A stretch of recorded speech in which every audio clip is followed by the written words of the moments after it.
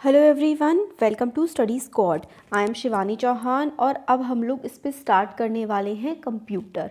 तो देखिए, कंप्यूटर जो है वो ऑलमोस्ट सारी क्लासेस के लिए सेम ही होता है, चाहे वो 6th हो 7th हो या फर्स्ट सेकंड, है ना। तो स्टार्टिंग से ही बिल्कुल हम लोग बेसिक्स से स्टार्ट करेंगे कि कंप्यूटर क्या होता है, कंप्यूटर की डिवाइसेस कौन कौन सी होती हैं और सारी की सारी चीज़ें हम लोग इसमें पढ़ने वाले हैं।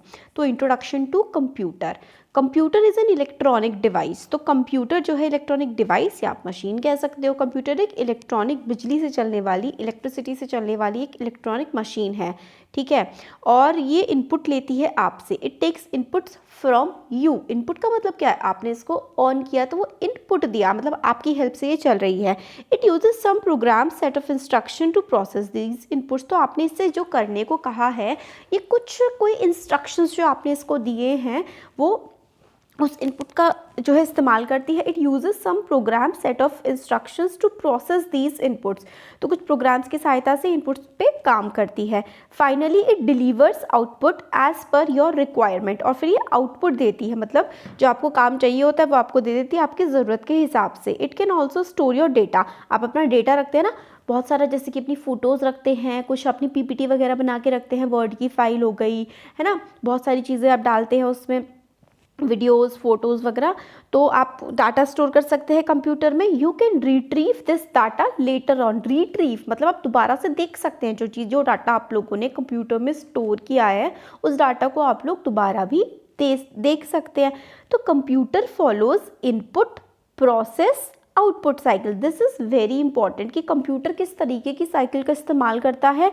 वो इनपुट लेता है, उसको प्रोसेस करता है और आपको आउटपुट दे देता है। इनपुट मतलब आपने ए बटन दबाया तो उसको कुछ ए से समझ आएगा, वो आपका इनपुट है। प्रोसेस मतलब वो समझता है भाई, दिमाग में उसका अपना दिमाग है, सीपीयू कंप्यूटर का दिमाग कहते हैं हम लोग। तो उसमें सीपीयू में वो डेटा को प्रोसेस करता है और आउटपुट फिर आपके सामने आपको जो स्क्रीन पे दिख जाता है ना, वो आपका आउटपुट होता है। तो कंप्यूटर जो है वो फॉलो करता है इनपुट प्रोसेस आउटपुट की साइकिल को। अब पार्ट्स ऑफ कंप्यूटर आ जाते हैं। कंप्यूटर के काफ़ी सारे पार्ट्स भी होते हैं। तो काफ़ी सारे पार्ट्स हैं कंप्यूटर के, जैसे कि मॉनिटर, जो आपको सामने दिखता है कंप्यूटर पे, वो मॉनिटर होता है, जो स्क्रीन जैसी होती है, टीवी की स्क्रीन जैसा। फिर मॉनिटर या एलईडी, जो आपको चीज़ें दिखती है कंप्यूटर में कि कंप्यूटर में भाई चल क्या रहा है। फिर आता है सेंट्रल प्रोसेसिंग यूनिट, जिसको आप सीपीयू कहते हैं। वैसे आजकल तो देखिए कंप्यूटर ज़्यादातर लोग यूज़ करते नहीं है, सब लोग लैपटॉप का इस्तेमाल करते हैं। तो लैपटॉप में तो इनबिल्ट होता है सीपीयू ना। तो जैसे कि ये जो कंप्यूटर है, स्कूल वगैरह में लिखा हुआ दिख जाता है, इसके साइड में ना सीपीयू होता है। तो सेंट्रल प्रोसेसिंग यूनिट, इसको कंप्यूटर का दिमाग कहते हैं। ये मेन फंक्शन जो है वो करता है। और ये जो बुक है ना, हम लोग केवी की बुक से पढ़ा रहे हैं आपको, और सारी की सारी किताबों में ऑलमोस्ट केवी से ही ली गई होती है सारी की सारी चीज़ें। तो यहाँ पे सीपीयू क्या होता है? Central processing unit. और कीबोर्ड क्या है? ये आप केवी की वेबसाइट से जाकर के डाउनलोड कर सकते हैं। कीबोर्ड क्या होता है? जो आपको बटन दिखते हैं जिससे आप कोई चीज़ टाइप करते हैं, वो कीबोर्ड। तो कौन कौन से पार्ट हो गए कंप्यूटर के?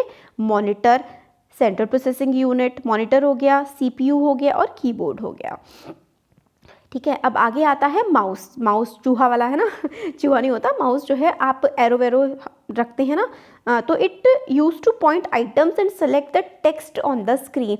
मतलब आइटम्स को आप लोग पॉइंट कर सकते हैं और स्क्रीन पर क्या लिखा हुआ है वो आप लोग उस पर क्लिक कर सकते हैं। स्पीकर जो है वो कंप्यूटर में होते हैं, आप गाने वगैरह सुन सकते हैं उस पर। प्रिंटर, जो आपने जैसे कि चीज़ है कंप्यूटर में, सपोज करिए आपने कोई फाइल बनाई है या फिर कुछ आप लोगों ने डाउनलोड किया है कोई कुछ भी, तो उसको आप लोग प्रिंट आउट उसका निकाल सकते हैं। तो ये सारे के सारे कंप्यूटर के पार्ट्स हो गए। अब starting and shutting down the computer. Computer को स्टार्ट करना और शट डाउन करना।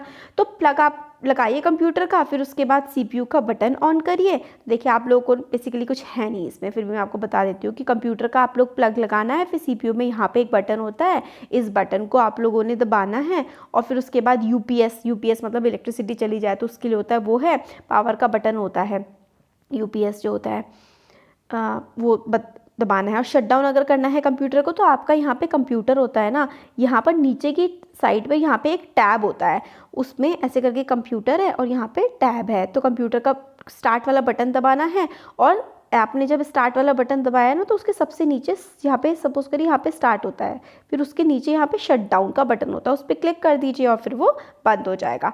अब कंप्यूटर रूम एटिक्स, तो कंप्यूटर रूम एटिक्स का मतलब आपको कंप्यूटर रूम में क्या क्या करना होता है, क्या क्या नहीं करना होता है। एटिकेट्स का मतलब यही होता है कि किसी भी प्लग, जूते पहन के ना जाएं और किसी भी प्लग को हाथ ना लगाएं, एक दूसरे को धक्का ना दें, है ना, ये सब कंप्यूटर के एटिकेट्स होते हैं। मैग्नेट ना लेकर के जाएं और ऐसे ही कोई भी अनशंट बटन ना दबाएं, बबल गम ना खाएं, ये सब चीज़ें तो इतनी इंपॉर्टेंट नहीं है।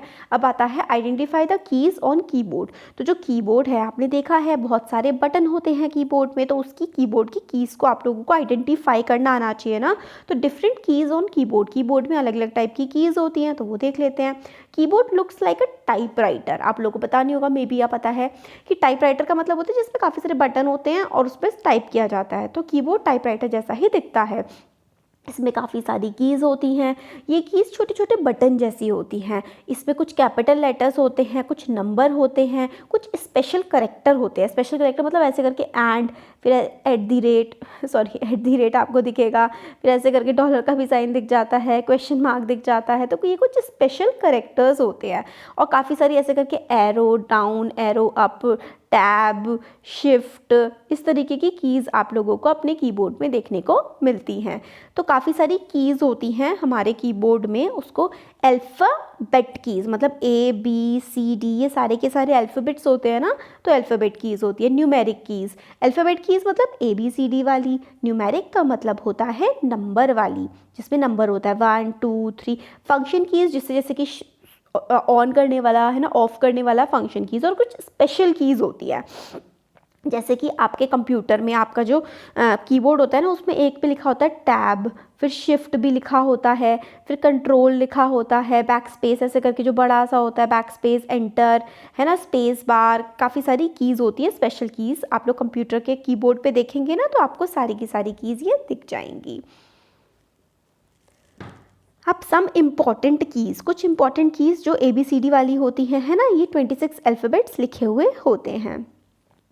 अब न्यूमेरिक कीज़ कुछ नंबर जैसा होता है उनमें, और स्पेशल कीज़ काफ़ी सारी होती हैं, जैसे कि कैप्स लॉक, है ना, there are various special keys. अब कैप्स लॉक क्या होता है, कैप्स लॉक ऐसे करके उस पर कैप्स लॉक लिखा होता है।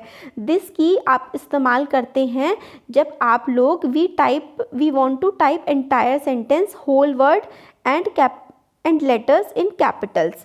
तो देखिए, कैप्स लॉक अगर आप दबा देते हैं ना, तो जितने भी शब्द आप लिखेंगे ना, वो सारे के सारे कैपिटल में लिख जाएंगे। अगर कैप्स लॉक आपने नहीं दबाया है, तो मेरा नाम ऐसे करके लिखा आएगा, शिवानी, ठीक है। और अगर आपने कैप्स लॉक दबा दिया है, तो मेरा नाम ऐसे आएगा, कैपिटल्स में लिखा हुआ। तो कैप्स लॉक दबाने से आप लोग जितने भी लेटर्स हैं वो कैपिटल में आपके लिखे हुए आ जाते हैं। इस की को दबाने के लिए आप लोगों को कैप्स लॉक पे दबाना होता है, और फिर कैप्स लॉक आपने कर दिया, फिर अगर आपको कैप्स लॉक को हटाना है ना, आपको कैपिटल में लिखने हैं, ऐसे बड़े बड़े लिखने हैं सारे वर्ड्स, तो आप लोगों को कैप लॉक की दबानी पड़ेगी। और फिर से दोबारा से छोटे लिखने हैं ना, तो फिर से कैप्स लॉक की दबानी पड़ेगी, तो फिर से शब्द आपके छोटे लिखने शुरू हो जाएंगे। बट पहले जो आपने कैप्स लॉक दबा के लिख दिए हैं वो तो बड़े ही रहेंगे, आगे वाले फिर से कैप्स लॉक दबाएंगे तो फिर से सारे शब्द छोटे आने लगेंगे।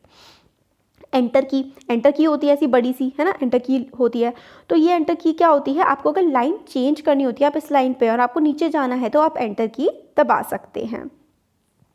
शिफ्ट की क्या करती है, ऐसे करके साइन होते हैं शिफ्ट की पे। शिफ्ट की जो है वो कीबोर्ड के दो तरफ होती है, इस तरफ भी और इस तरफ भी। शिफ्ट की इज मॉडिफायर की, मतलब बदलाव लाने वाली की होती है। शिफ्ट की मॉडिफायर की होती है कीबोर्ड में, और use to type capital letters and other alternate upper characters. They are typically two shift keys, मतलब शिफ्ट कीज़ मतलब कैपिटल लेटर्स, और ऐसे करके यहाँ पे शिफ्ट करने के लिए इसका इस्तेमाल किया जाता है। अब स्पेस बार आप दबाएंगे, 2-3 बार दबा देंगे तो ऐसे जैसे शब्द तो है लगातार लिखे जाते हैं, बट स्पेस बार दबाते हैं तो शब्दों के बीच में गैप आ जाता है।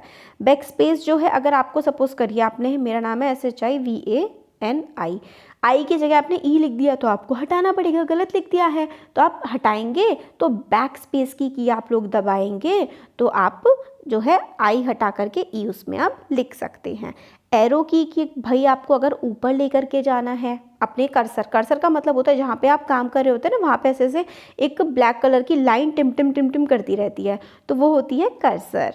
तो कर्सर को अगर आप टॉप पे लेकर के जाना है तो आप उसको ऐसे ऐसे करके ऊपर, ये टॉप वाली की दबाइए, ये वाली एरो की, तो ऊपर ऊपर ऊपर ऊपर आपका जाता रहेगा। इधर जाना है तो ऐसे ऐसे इधर वाली की दबाइए, इधर जाना है तो इधर वाली, नीचे जाना है तो नीचे वाली, तो ऐसे करके कर्सर से आप लोग मूव कर सकते हैं। अब आगे आता है कि माउस में क्या क्या होता है। तो माउस आप लोग का ऐसा दिखता है। तो माउस में बेसिकली 3 पार्ट होते हैं। एक व्हील होता है, व्हील पता है कर्सर को ऊपर नीचे घुमा देता है, और प्राइमरी माउस लेफ़्ट वाला होता है, इसको दबाते हैं, और ये राइट वाला पार्ट होता है।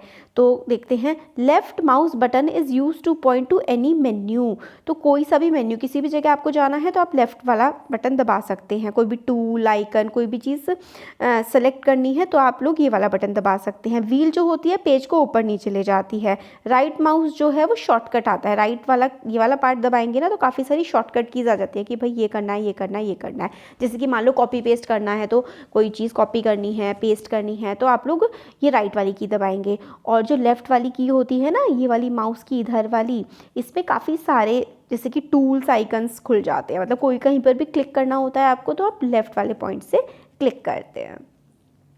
अब डूज एंड डोंट्स तो वही सब, कोई चीज़ छुए ना, कोई खाने वाने की चीज़ ना लेकर के जाएं, कोई इलेक्ट्रिकल इक्विपमेंट्स ना लेके। अब ये आप लोगों के एग्जाम में क्वेश्चंस आते हैं। तो कौन कौन से क्वेश्चन है? Strengths and limitations of computer, मतलब बहुत ज़्यादा पूछा जाता है ये वाला आपके एग्जाम में क्वेश्चन कि कंप्यूटर की स्ट्रेंथ मतलब कंप्यूटर की ताकतें क्या क्या हैं, और कंप्यूटर की लिमिटेशंस यानी कि कंप्यूटर की कमज़ोरी क्या क्या है। तो ताकत क्या है? कंप्यूटर बहुत फास्ट होता है। कंप्यूटर मतलब बहुत फास्ट होता है। आप लोग लिख सकते हैं it is very fast and faster than human being. Human being से बहुत तेज़ी से काम करता है। एक्यूरेट होता है कंप्यूटर जो है ना, बिल्कुल सही सही काम करता है। एक्यूरेट का मतलब होता है ये काम सारा सही करता है। Store large amount of data, काफ़ी सारा डाटा, काफ़ी सारी चीज़ें आप इसमें स्टोर करके रख सकते हैं। रिलायबिलिटी, आप रिलायबल हो सकते हैं इसमें, भाई ये काम सही करेगा। वर्सेटाइल मतलब इसको बहुत सारे काम करने आते हैं। ये इसकी ताकत है, इसकी स्ट्रेंथ है। लिमिटेशन, इसका कोई आईक्यू नहीं होता, अपने आप काम नहीं कर सकता, बिना इलेक्ट्रिसिटी के बिना लाइट के काम नहीं करेगा, अपने आप सोच नहीं सकता है, और अपने आप कोई डिसीजन नहीं ले सकता। तो सबसे इंपॉर्टेंट तो इसका खुद का कोई आईक्यू इंटेलिजेंस नहीं होती है, बिना इलेक्ट्रिसिटी के काम नहीं करता, सोच नहीं सकता, डिसीजन नहीं ले सकता। तो ये इसके लिमिटेशन है। तो ये वाला इस वाले चैप्टर में हम लोगों ने कंप्यूटर की बेसिक्स के बारे में देख लिया है।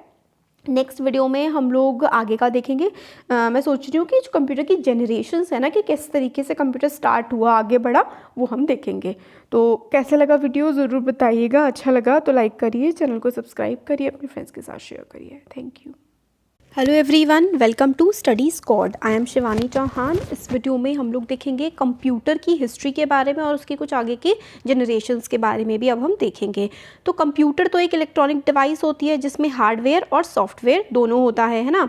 तो कंप्यूटर इलेक्ट्रॉनिक डिवाइस है, हार्डवेयर सॉफ्टवेयर से बनता है। हार्डवेयर जिसमें फिजिकल पार्ट होते हैं कंप्यूटर के, जैसे कि कंप्यूटर का मॉनिटर हो गया, CPU हो गया, और सॉफ्टवेयर जो होता है वो कंप्यूटर के अंदर होता है। और वो हार्डवेयर किस तरीके से काम करेगा, कंप्यूटर में वेरियस प्रोग्राम्स और एप्लीकेशंस जो भी चीज़ें हैं, जैसे कि MS ऑफिस, MS वर्ड, बाकी जितनी भी चीज़ें कंप्यूटर में किस तरीके से काम करेंगी, वो कंप्यूटर का सॉफ्टवेयर डिटरमाइन करता है। अब review of brief history of computer. तो हिस्ट्री ऑफ कंप्यूटर जो है कह सकते हैं कि 2000 ईयर्स अगो से स्टार्ट होती है, बेबीलोनिया, जिसको मेसोपोटामिया के नाम से भी जानते हैं। At the birth of the abacus, a wooden rack holding 2 horizontal wires with beads strung on them। तो सबसे पुराना जो कंप्यूटर है ना, कहते हैं हम कि वो एबेकस है, और लगभग 2000 ईयर्स अगो इसका इस्तेमाल होने लगा था। ये मेनली कैलकुलेशंस के लिए इसका यूज़ किया जाता था। तो देखिए एबेकस जो था। फिर उसके बाद जो पास्कल है, Blaise Pascal has credited with the first digital computer in 1642। 1642 में पास्कल ने पहला डिजिटल कंप्यूटर बनाया।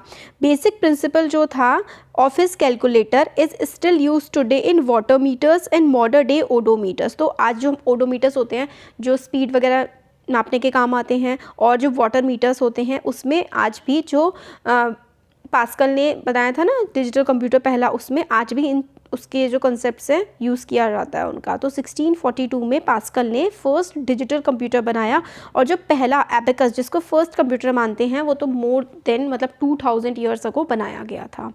फिर थर्ड आता है जो और आगे कैसे डेवलपमेंट हुआ कंप्यूटर्स का, तो punched cards which were first successfully used in computers in 1890 by Herman Hollerith and James Powers। तो जेम्स पावर और हर्मन हॉलरिथ ने पंच्ड कार्ड्स का इस्तेमाल किया था कंप्यूटर्स में 1890 में। They develop devices that could read the information that had been punched into cards automatically without human help. तो मतलब इंफॉर्मेशन को मतलब पंचिंग कार्ड जैसे पंच कर देते हैं, कार्ड को दबा देते हैं, इस तरीके से इन्फॉर्मेशन को सेंड कर दिया जाता था उसमें। तो पंच्ड कार्ड वाले टाइप के कंप्यूटर्स जो हैं वो डेवलप किए गए थे 1890 में हर्मन हॉलरेथ और जेम्स पावर्स के द्वारा। तो ये मतलब पंचिंग होता है, नीचे करके दबा देते थे कार्ड्स को, इन्फॉर्मेशन सेट कर दी जाती थी। फिर आगे आता है fourth, punched card using computers created by international business machine IBM। तो आप लोगों से कई बार IBM की फुल फॉर्म भी एग्जाम्स में पूछी जाती है, तो इंटरनेशनल बिजनेस मशीन IBM की फुल फॉर्म है।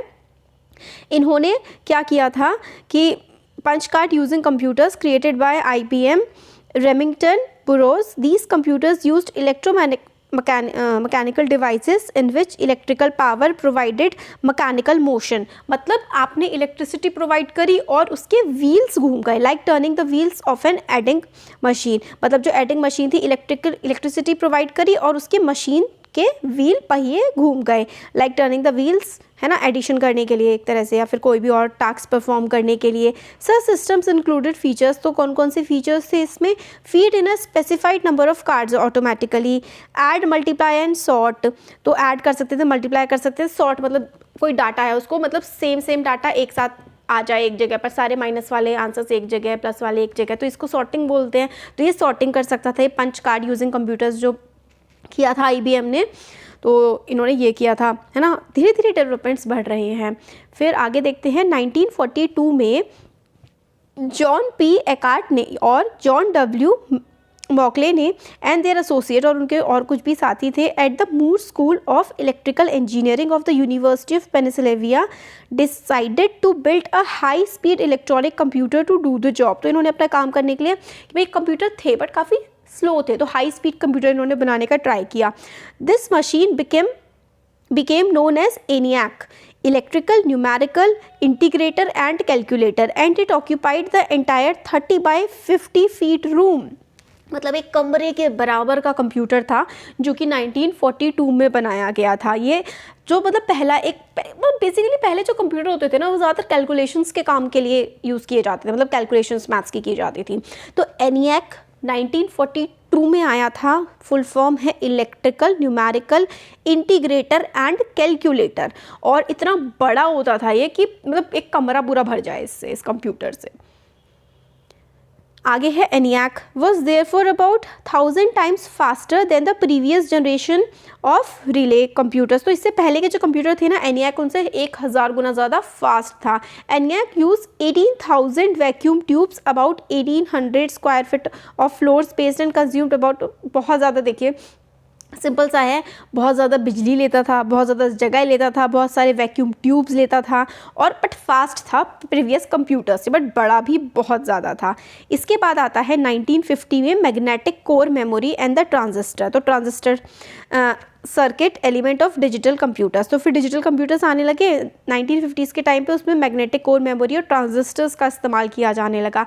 इसकी जो random access memory RAM capacity थी वो 8000 हुआ करती थी पहले के कंप्यूटर में, वो 8000 से 64,000 वर्ड्स हो गई in commercially available machines by 1960s। तो 1960s आते आते जो ट्रांजिस्टर्स टाइप के थे ना कंप्यूटर, इनकी मेमोरी पावर ज़्यादा बढ़ गई with access time of 2 to 3 ms milliseconds. मतलब काफ़ी स्पीड भी बढ़ गई और इनकी मेमोरी भी बढ़ गई, जो मैग्नेटिक कोर मेमोरी बढ़ गई इनकी, और ट्रांजिस्टर्स की तरह। मतलब समझिए कि जैसे जैसे जनरेशन आगे बढ़ती जा रही है ना, उनकी स्पेस मतलब मेमोरीज बढ़ती जा रही हैं, स्पेस जो है उनका एरिया जो ले रहे हैं वो कम हो रहा है, और उनकी एफिशिएंसी इंक्रीज़ होती जा रही है।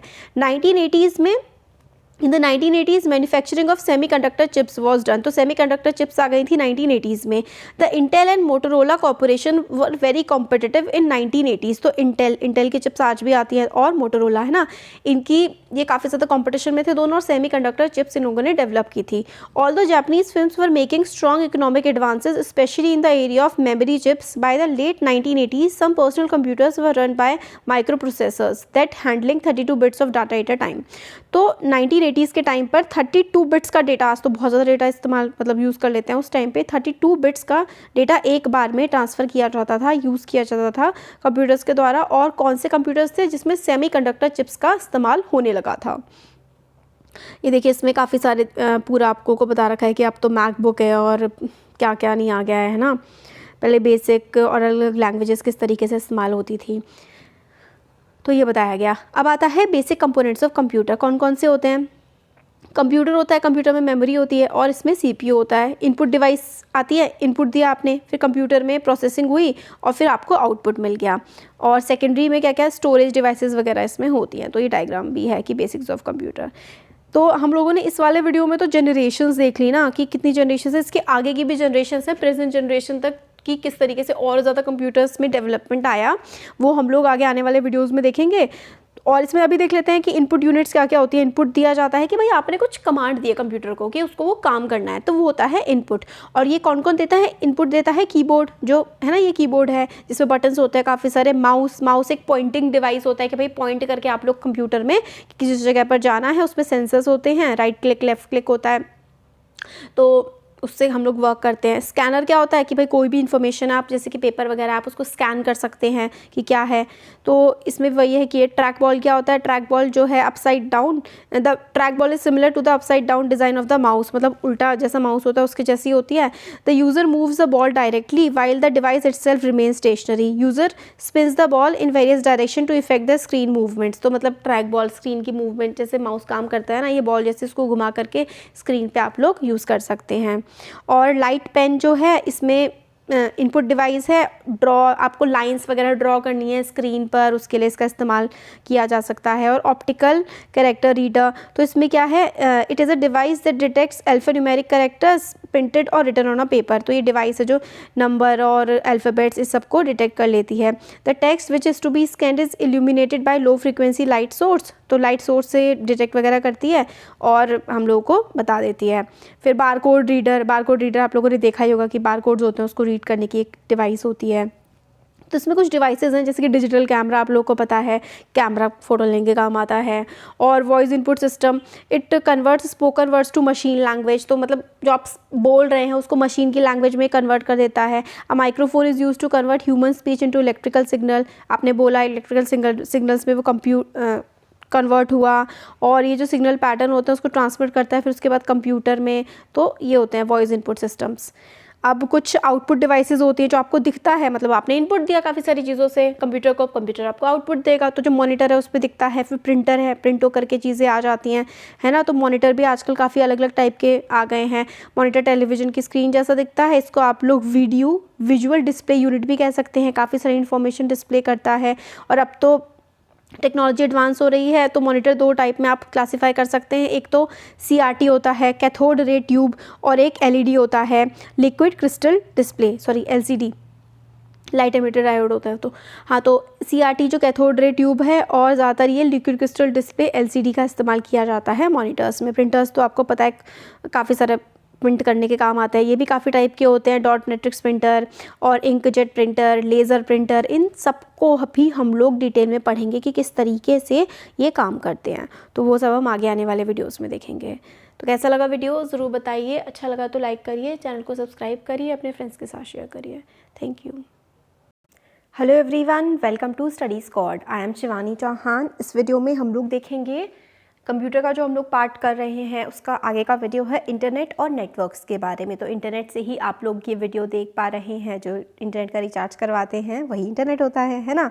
तो इसमें हम देखेंगे इंटरनेट क्या होता है, इंटरनेट क्या होता है, काफ़ी डिफरेंट टाइप्स की वेबसाइट्स जो होती हैं वो क्या, वेब ब्राउज़र, ये सारी चीज़ें काफ़ी ज़्यादा इंपॉर्टेंट हैं, वो हम देखेंगे क्योंकि आजकल हम इनका यूज़ कर रहे हैं, इससे ही पढ़ रहे हैं और बाकी एंटरटेनमेंट हर चीज़ हम लोग इंटरनेट से ही करते हैं, तो इसके बारे में पता भी तो होना चाहिए। तो देखिए क्या होता है, internet is a collection of computers. Internet क्या है? कलेक्शन ऑफ कंप्यूटर्स होता है, कनेक्टेड बाय नेटवर्क केबल्स और थ्रू सैटेलाइट लिंक्स। तो इंटरनेट क्या है कि आप कहाँ से कनेक्शन है आपके इंटरनेट का, सैटेलाइट से आप लोगों को आ रहा है या फिर जो कंप्यूटर्स होते हैं उनके नेटवर्क से आता है। बेसिकली हम लोगों को इंटरनेट सैटेलाइट्स की वजह से मिल रहा है। Internet is a network of networks. तो इंटरनेट को अगर आप लोगों को शॉर्ट में बताना हो कि व्हाट इज़ द इंटरनेट, तो internet is network of network, मतलब बहुत सारी चीज़ें जो है वो आपस में जुड़ी हुई हैं।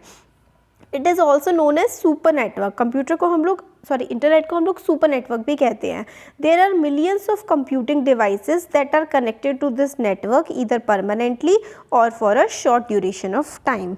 तो जो इंटरनेट से मिलियंस ऑफ कंप्यूटिंग डिवाइस सिर्फ कंप्यूटर नहीं, जो भी डिवाइस इंटरनेट का इस्तेमाल कर रही है वो एक कंप्यूटिंग डिवाइस कह सकते हैं। इंटरनेट से मिलियंस, हज़ारों, करोड़ों डिवाइस कभी ना कभी इंटरनेट से कनेक्ट रहती हैं। The device run network applications that commute through copper और फाइबर ऑप्टिक केबल्स, रेडियो और सैटेलाइट ट्रांसमिशन। तो देखिए जो इंटरनेट होता है वो हम लोगों को कैसे मिल रहा है, जो सैटेलाइट के माध्यम से, जो सैटेलाइट्स भेजी जाती है उससे हम लोग को आता है, और ऑप्टिक फाइबर्स ज़मीन के नीचे बिछाए जाते हैं, और जो खंबे लगाए जाते हैं जगह जगह पर, इनकी हेल्प से हम लोग को इंटरनेट मिलता है। The internet connectivity is provided by internet service provider, ISP, internet service provider. यहाँ पे जियो नहीं है, जियो ऐड करिए, आजकल रिलायंस है ना, जियो, हाँ। तो internet connectivity is provided by internet service provider. तो काफ़ी सारे इंटरनेट की सर्विस को प्रोवाइड करने वाली कंपनीज़ होती हैं, वो हम लोग को इंटरनेट प्रोवाइड करती है, जैसे कि एयरटेल, रिलायंस वगैरह। तो ये हम लोग को यहाँ पे बताया गया है कि किस तरीके से चीज़ें होती हैं। तो सर्वर होते हैं काफ़ी सारे, server 1, 2, 3, 4। Web server connects information and data of websites. तो वेब सर्वर्स क्या काम करते हैं, जो हम लोग इंटरनेट पे जो भी चीज़ सर्च कर रहे हैं वो एक वेबसाइट पर ही, जैसे कि आप लोगों ने गूगल में सर्च किया कि आपके स्कूल का सिलेबस क्या है, तो आपको एक NCERT की वेबसाइट खुलेगी, या फिर कोई भी एक वेबसाइट खुलेगी, और ये जो वेबसाइट का डेटा होता है ये वेब सर्वर्स में मौजूद होता है, और बहुत सारे कंप्यूटर्स कनेक्टेड होते हैं, तभी आप लोगों को वो डेटा मिल पाता है। अब इंटरनेट के एडवांटेजेस, इंटरनेट के क्या क्या फ़ायदे हैं। तो internet covers almost every aspect of our life, हमारी ज़िंदगी के अब तो अगर आप लोग किसी मेट्रो सिटी में से दिल्ली, मुंबई, कोलकाता वगैरह में रहते हैं, आप देखेंगे कि इंटरनेट कितना कैसे हमारी लाइफ को कनेक्ट कर रहे हैं हम उससे। हर चीज़ हम लोग इंटरनेट के थ्रू डाउनलोड कर सकते हैं, मूवी देख सकते हैं, सॉन्ग सुन सकते हैं, पढ़ाई कर सकते हैं, बाहर से सामान मंगा सकते हैं, अपने टिकट्स बुक कर सकते हैं, क्या नहीं कर सकते। तो इंटरनेट जो है हमारी लाइफ के हर एस्पेक्ट को कवर कर रहा है। हम इसमें एडवांटेजेस डिस्कस करेंगे इंटरनेट के। तो देखिए इंटरनेट के एडवांटेजेस क्या होते हैं। सोशल नेटवर्किंग का क्या मतलब हुआ, आप लोग व्हाट्सएप चलाते हैं, फेसबुक चलाते हैं, इंस्टाग्राम चलाते हैं, या कोई सी भी साइट्स यूज़ करते हैं जिससे आप लोगों से कनेक्ट कर पा रहे हैं, तो वो होता है सोशल नेटवर्किंग। फिर आता है एजुकेशन एंड टेक्नोलॉजी। आप लोग इंटरनेट की हेल्प से एजुकेट हो पा रहे हैं, राइट। आप लोग इस टेक्नोलॉजी का यूज़ करके, देखिए ना, आप अभी पढ़ रहे हैं, इंटरनेट की हेल्प से पढ़ रहे हैं। एंटरटेनमेंट, आप मूवी शोज़ वगैरह देखते हैं। ऑनलाइन सर्विसेज, जैसे कि मैंने आपको बताया, रेलवे टिकट बुक कर सकते हैं, प्लेन टिकट बुक कर सकते हैं, है ना। आप खाना मंगा सकते हैं अपने घर, स्विगी, जोमेटो से, बहुत सारी चीज़ें कर सकते हैं। तो ये होती है ऑनलाइन सर्विसेज। तो internet allows you to communicate with people sitting at remote locations using sites and applications like Facebook. तो हम लोग बहुत दूर दूर बैठे लोगों से कनेक्ट कर सकते हैं बहुत सारी साइट्स का इस्तेमाल करके। आप लोग बहुत सारी इन्फॉर्मेशन भी ले सकते हैं इंटरनेट से, हेल्थ की, साइंस, सोशल साइंस, टेक्नोलॉजी वगैरह। इंटरनेट से आप लोग टीवी भी देख सकते हैं, सॉन्ग सुन सकते हैं, गेम खेल सकते हैं, आप बैंक की सर्विस ले सकते हैं, मैट्रिमोनियल सर्विसेज, शादी.com वगैरह होती हैं, है ना। ऑनलाइन शॉपिंग कर सकते हैं, टिकट बुक कर सकते हैं, डाटा शेयर कर सकते हैं, पेमेंट्स कर सकते हैं। अब इसके नुकसान क्या क्या है। काफ़ी ज़्यादा पावरफुल है इंटरनेट, बट इसके हर चीज़, जिस चीज़ के फ़ायदे होते हैं उसके नुकसान भी होते हैं। तो however internet has prove to be powerful source of information in almost every field, yet there exist many disadvantages. तो काफ़ी सारे डिसएडवांटेजेस भी इंटरनेट के एग्जिस्ट करते हैं। तो इंटरनेट के डिसएडवांटेज होंगे स्पैम मतलब कई बार क्या होता है कि आप देखते हैं कि कुछ गलत इन्फॉर्मेशन आपके पास सर्कुलेट होने लगती है, और आपकी थ्रेट होता है पर्सनल इन्फॉर्मेशन को, जैसे कि आजकल व्हाट्सएप की प्राइवेसी के डेटा का बारे में चल रहा है कि आपके जो आप चैट्स हैं वो कहीं लीक ना हो जाएं, आपके फाइनेंशियल डेटा, आपकी बैंक की डिटेल्स, आपके बैंक बैलेंस पे कोई दिक्कत ना आ जाए, वो सब होता है। स्पैमिंग मतलब आपको कई बार मेल्स आते रहते हैं गलत उल्टे सीधे कि ये डाउनलोड कर लो या फिर ये ज्वाइन कर लो, और वो होता है साइबर क्राइम। काफ़ी ज़्यादा क्राइम्स भी हो रहे हैं इंटरनेट की वजह से, और वायरस भी काफ़ी ज़्यादा, वायरस अटैक्स भी होते हैं ना, वायरस आ जाता है फ़ोन में ताकि आपके फ़ोन की, आपके लैपटॉप्स की इन्फॉर्मेशन चुराई जा सके। तो यही है इसमें कि काफ़ी सारे लूप होल्स भी हैं। हमारी पर्सनल इन्फॉर्मेशन, जैसे कि हमारा नाम, एड्रेस, क्रेडिट कार्ड के नंबर, ये सब की इन्फॉर्मेशन भी शेयर की जा सकती है, इसका गलत इस्तेमाल किया जा सकता है। स्पैमिंग होता है correspond to the unwanted emails in bulk. तो बहुत ज़्यादा ईमेल्स एक साथ भेज दिए जाते हैं, ईमेल सर्विस, ताकि आपने कई बार एक बार वो ईमेल खोल लिया तो आपका पूरा सिस्टम हैक भी हो सकता है। और वायरस जो है कंप्यूटर में फैल जाते हैं, जो कि इंटरनेट से कनेक्ट होते हैं। कोई फाइल डाउनलोड कर ली, उसमें वायरस था, फिर आपके कंप्यूटर को वो ख़राब कर रहा है, इन्फॉर्मेशन उससे ले रहा है।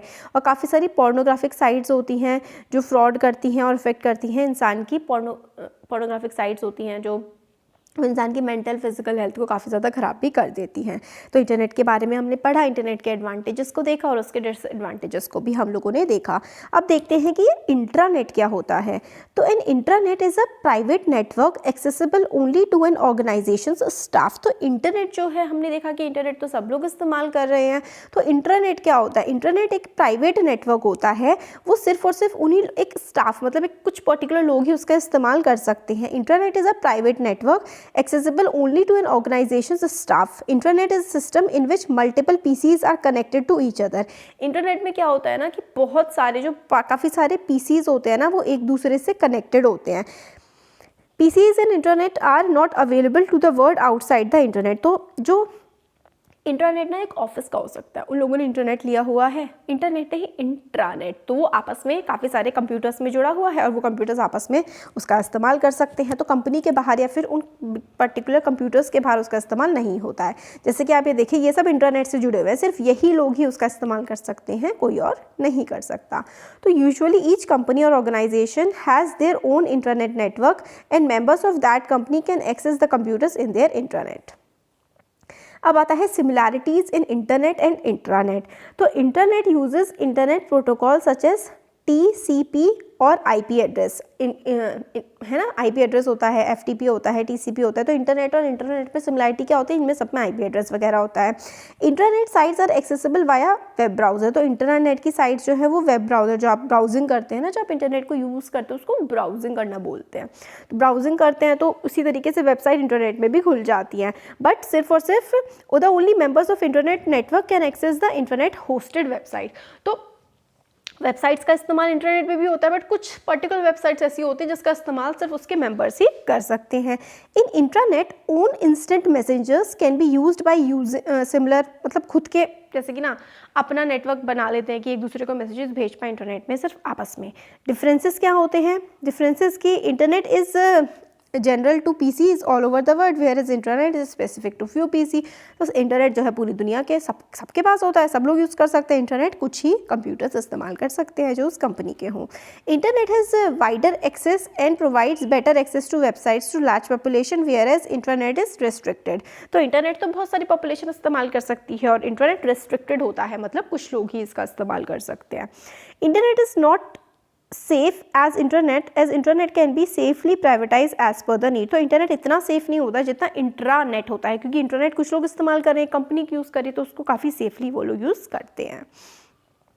अब आता है वेबसाइट्स। काफ़ी सारी वेबसाइट्स होती हैं, जैसे कि हमने स्टार्टिंग में देखा था कि वेबसाइट्स क्या होती हैं, क्योंकि जितनी भी चीज़ें हम लोग सर्च कर रहे हैं वो किसी ना किसी वेबसाइट पर ही कर रहे हैं। टाइप्स ऑफ वेबसाइट, तो there are various types of websites available in internet. Internet पे काफ़ी सारी वेबसाइट्स अवेलेबल होती हैं, जैसे कि personal websites used for sharing personal information. तो जैसे कि सचिन तेंदुलकर ने सपोज करिए अपनी वेबसाइट बना दी है, तो www.sachintendulkar.in, तो ये इनकी पर्सनल वेबसाइट हो गई। फोटो शेयरिंग वेबसाइट होती है, इसमें काफ़ी सारे ये लोग फ़ोटो शेयर करते हैं, जैसे कि फ्लिकर है। और ब्लॉग्स होते हैं, इसमें लोग अपने आइडियाज़, अपने विचार, जैसे कि नरेंद्र मोदी, जैसे कि मैंने लर्नबी का भी ब्लॉग है, तो हम लोग उस पर अपने आइडियाज़ शेयर करते हैं, राइट। तो ये ब्लॉग्स हो गए। और इन्फॉर्मेशनल वेबसाइट, जैसे कि जो न्यूज़ की वेबसाइट होती है या फिर जो विकीपीडिया वेबसाइट होती है, विकीपीडिया पे आप लोग कुछ भी सर्च कर सकते हैं, तो वो इन्फॉर्मेशनल वेबसाइट हो गई। और डायरेक्टरी वेबसाइट होती है, a source to access all websites at all level and from all sectors. तो डायरेक्टरी वेबसाइट क्या होती है कि इसमें काफ़ी सारी आप चीज़ें डायरेक्ट सर्च कर सकते हैं। और ई कॉमर्स वेबसाइट, जैसे कि जो बिज़नेस की वेबसाइट होती हैं, या फिर ई कॉमर्स वेबसाइट आप कह सकते हैं अमेजॉन, फ्लिपकार्ट या IRCTC, जिस पे आप लोग टिकट बुक कर सकते हैं। तो ये कौन सी होती हैं? ये ई कॉमर्स वेबसाइट्स होती हैं। तो वेबसाइट्स के बारे में हमने देख लिया। काफ़ी सारे टाइप्स की वेबसाइट होती हैं, काफ़ी अलग अलग, मतलब आप समझ लीजिए कि जो भी एग्जिस्ट करता है दुनिया में उसकी आपको वेबसाइट मिल जाएगी। अब आगे हम लोग को आता है कि वेब ब्राउज़र्स क्या होते हैं। तो a browser is a software application use to locate, retrieve and display content of web pages, images, video and other files. तो वेब ब्राउज़र, जैसे कि हम लोग ज़्यादातर क्या करते हैं, क्रोम का इस्तेमाल करते हैं, ये इंटरनेट एक्सप्लोरर है ना, और ये ओपरा है। तो काफ़ी हम लोग जो वेबसाइट्स देख पाते हैं वो कैसे देख पाते हैं, वो हम लोग पहले किसी चीज़ में सर्च कर रहे होते हैं ना, तो वो चीज़ जिसमें हम सर्च कर रहे होते हैं वो होता है वेब ब्राउज़र। तो वेब ब्राउज़र एक सॉफ्टवेयर एप्लीकेशन है जिससे हम लोग लोकेट करते करते हैं रिट्रीव, मतलब देखते हैं डिस्प्ले, काफ़ी सारी चीज़ें, इमेजेस, वीडियो, काफ़ी सारी फाइल्स हम लोग इंटरनेट पे देख पाते हैं वेब ब्राउज़र की हेल्प से। The browser contact the web server, तो ब्राउज़र क्या करता है, उस सर्वर से जहाँ पर वो डेटा होता है जो हमें चाहिए होता है उससे कॉन्टैक्ट करता है और फिर वो इन्फॉर्मेशन हम लोग को प्रोवाइड कर देता है, फिर हमें अपने कंप्यूटर पे, अपने फ़ोन पे दिख जाता है।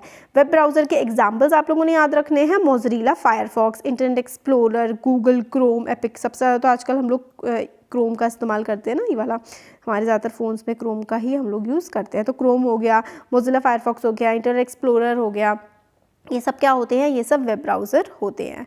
तो अब opening websites and web pages, ये सब जो है हम लोग आगे आने वाले वीडियोस में देख लेंगे कि ईमेल कैसे ओपन करते हैं, ईमेल क्या होता है, सोशल मीडिया के एडवांटेजेस, नेटवर्क्स के टाइप, ये सब हम लोग आगे आने वाले वीडियोस में देख लेंगे।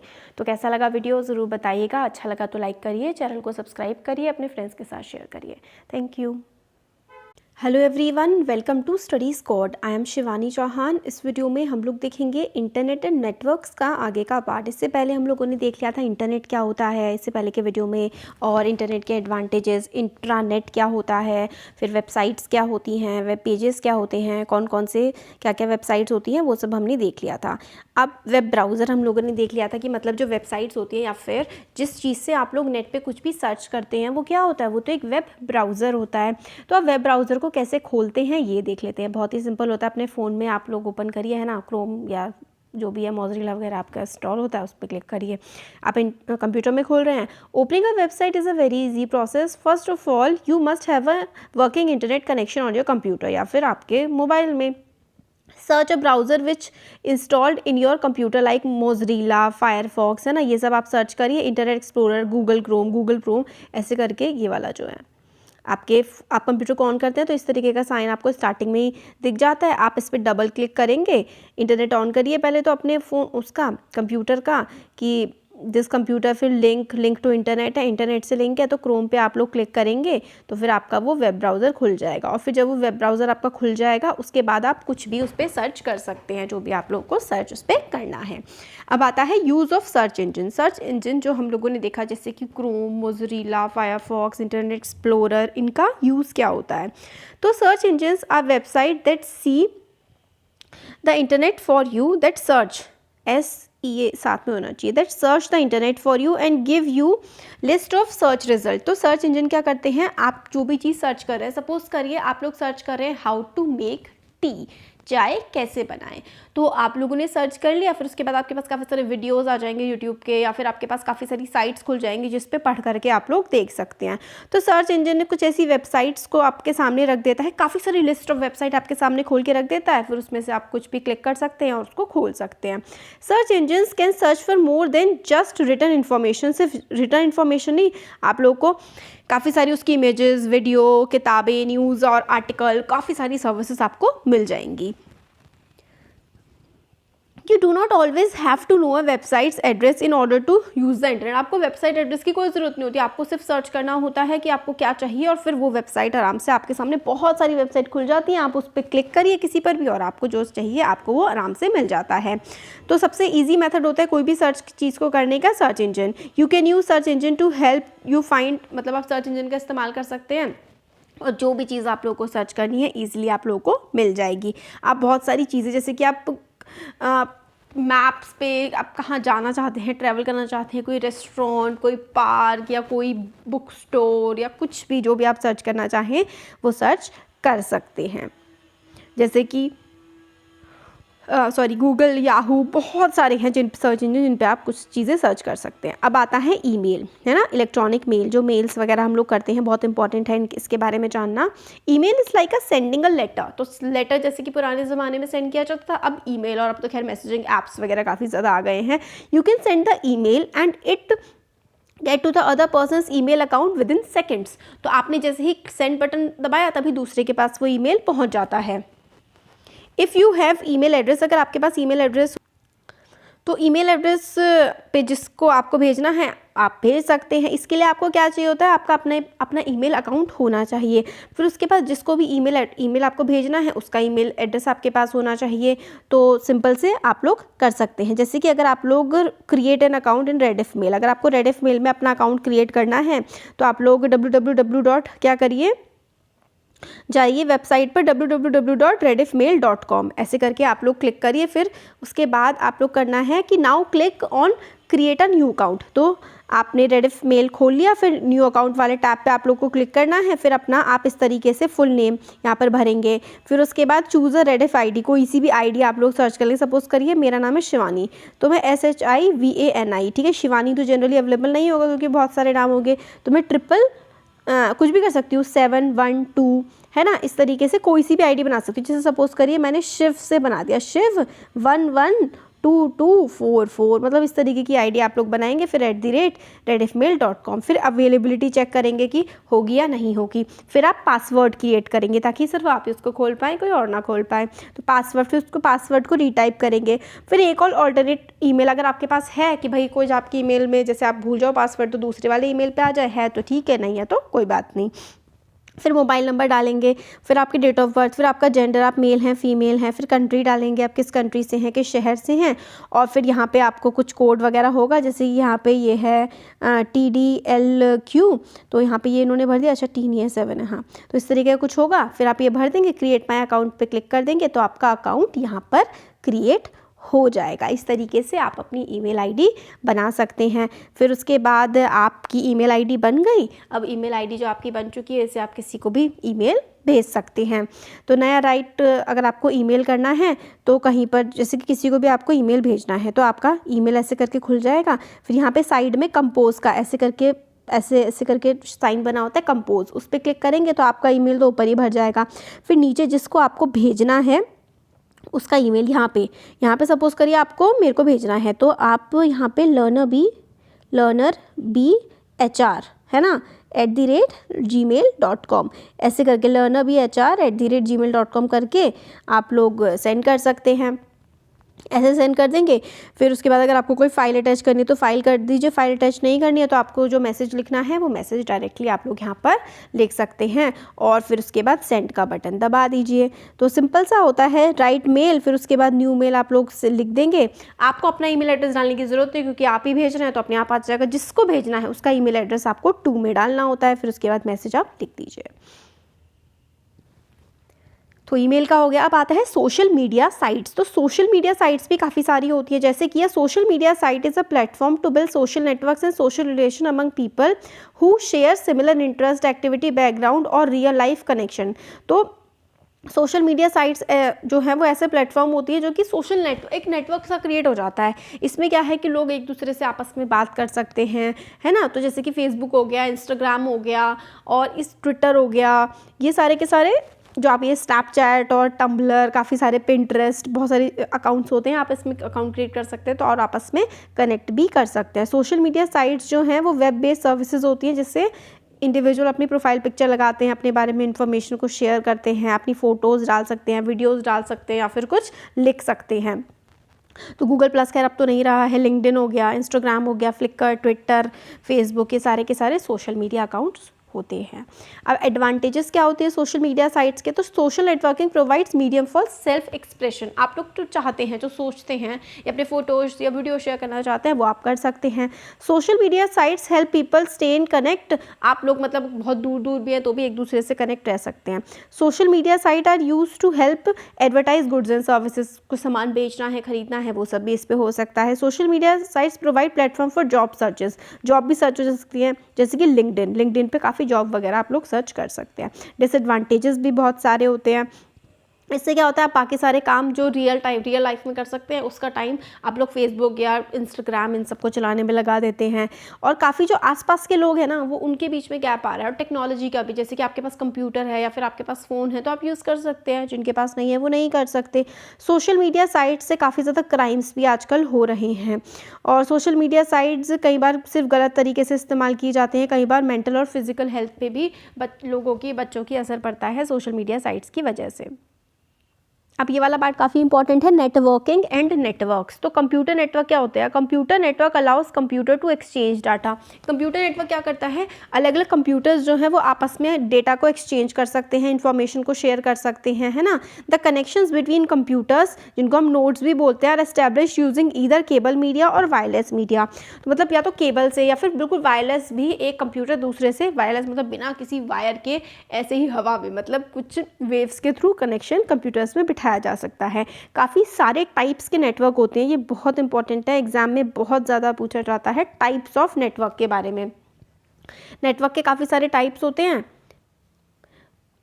तो काफ़ी सारे नेटवर्क के टाइप्स होते हैं, जैसे कि लोकल एरिया नेटवर्क, इसको आप लोग शॉर्ट फॉर्म में लैन भी कहते हैं। लोकल एरिया नेटवर्क यानी कि शॉर्ट में आप इसको लैन बोलते हैं। Computers are connected in a building और ऑफिस। तो इसमें क्या होता है, कंप्यूटर से किसी बिल्डिंग में, किसी ऑफिस में आपस में सारे के सारे कंप्यूटर्स कनेक्ट होते हैं, इसको हम लोग कहते हैं लैन, local area network. Wide area network क्या होता है? वैन। वैन होता है wide area network. The computers are connected by telephone lines और रेडियो वेव्स अक्रॉस कंट्री और कॉन्टिनेंट। तो कंप्यूटर्स जो है वो एक टेलीफोन लाइन से क्या है मतलब, या फिर रेडियो वेव से एक कंट्री में या फिर अलग अलग कॉन्टिनेंट्स तक में भी कनेक्टेड होते हैं। मेट्रोपॉलिटन एरिया नेटवर्क यानी कि man, metropolitan area network, a network design for a town और सिटी। एक सिटी या टाउन के लिए, पूरे शहर के लिए जो एक नेटवर्क डिजाइन होता है उसको हम लोग मेट्रोपॉलिटन एरिया नेटवर्क कहते हैं। पर्सनल एरिया नेटवर्क क्या होता है? A network contain with in a users home. एक यूजर के घर में कुछ डिवाइसेस आपस में कनेक्ट होती हैं, तो वो personal area network. Local area network जो है किसी बिल्डिंग या ऑफिस में। और वाइड एरिया नेटवर्क मतलब थोड़ा दूर दूर का, कंट्रीज़ में आपस में कनेक्शन हो रहा है। मेट्रोपॉलिटन मतलब एक शहर में। पर्सनल मतलब अपने ही सिर्फ एक पर्सन के अलग अलग कंप्यूटर से अलग अलग डिवाइसेस आपस में कनेक्ट हो रखी है।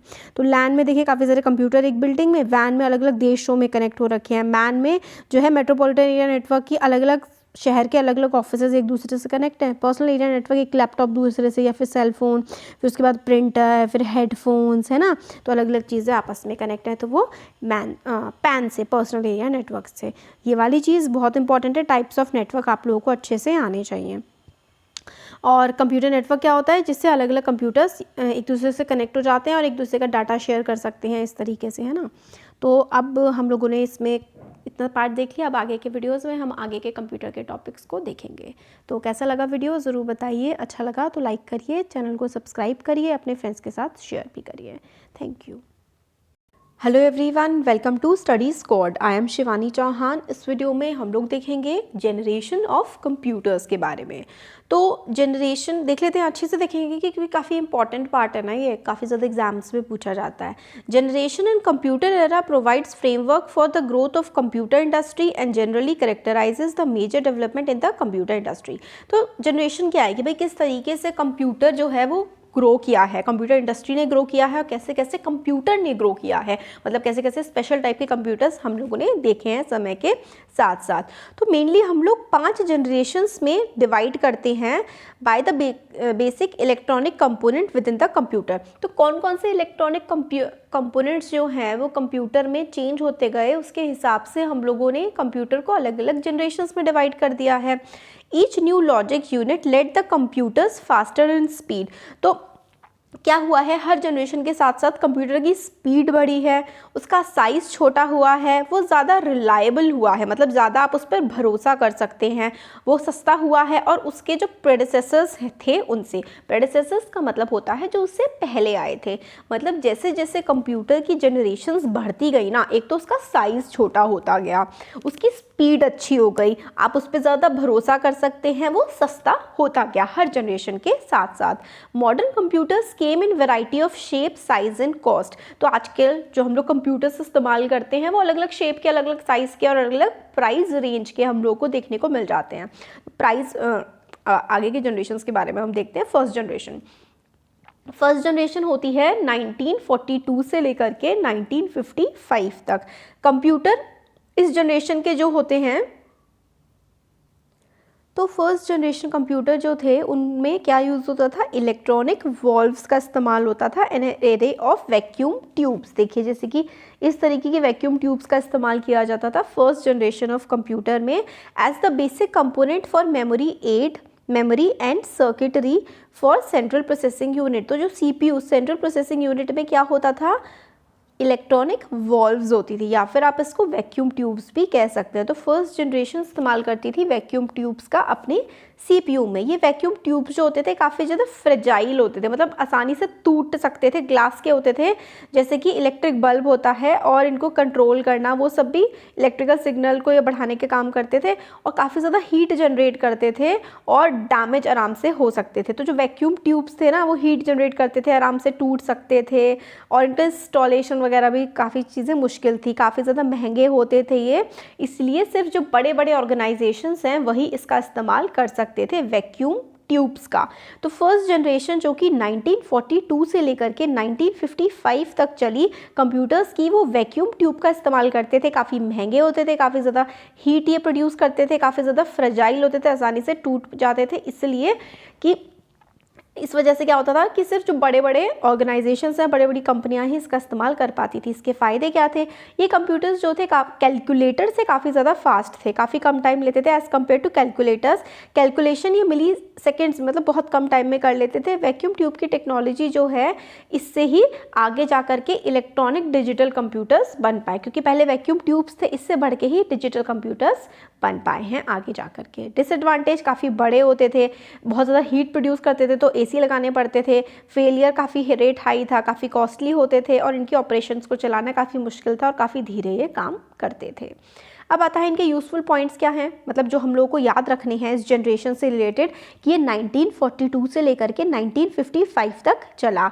और क्या था इसमें वैक्यूम ट्यूब्स थी, स्पीड कितनी थी, मिली सेकेंड्स में ये वर्क करते थे, मैक्सिमम कैपेसिटी थी इनकी 2000 inch, mean time before failure minutes, मतलब ज़्यादा अच्छे चलते नहीं थे। और क्या क्या होता था इसमें, पेरिफेरल्स, मतलब और क्या क्या इसके पार्ट्स होते थे, इसमें होते थे पंच्ड कार्ड्स। देखिए पता है, जब आपको पढ़ा रही हूँ ना, उसका सबसे इंपॉर्टेंट पॉइंट यही है, यूजफुल पॉइंट जो कि आपको एग्जाम्स में काम आएंगे। पंच कार्ड का इस्तेमाल होता था, paper tape, magnetic tape, printer, है ना। सेकेंडरी स्टोरेज होती थी पंच कार्ड के through, paper tape, magnetic drum, magnetic disk. Operating system क्या होता था, मेनली बैच प्रोसेसिंग होती थी। लैंग्वेज कौन सी इस्तेमाल की जाती थी इसमें, मशीन कोड और इलेक्ट्रिक वायर्ड बोर्ड। ये वाले पॉइंट्स काफ़ी इंपॉर्टेंट है। Application areas, payroll processing, record keeping, और एग्जाम्पल क्या क्या है इसके, एग्जाम्पल बहुत इंपॉर्टेंट है। फर्स्ट जनरेशन के ENIAC, एडवैक, EDSAC, IBM 650, the first modern digital computer produced on mass scale, IBM 650। ठीक है, तो आपको एग्जाम्पल्स इसके याद रखने हैं। एनियाक, एडवैक, कौन सा operating system, batch processing, punch card का इस्तेमाल होता था, मिली सेकेंड्स में ये वर्क करते थे, पेपर टेप होते थे, और वैक्यूम ट्यूब्स का मेनली इसमें इस्तेमाल किया जाता था। यूज़फुल पॉइंट्स काफ़ी यूज़फुल हैं।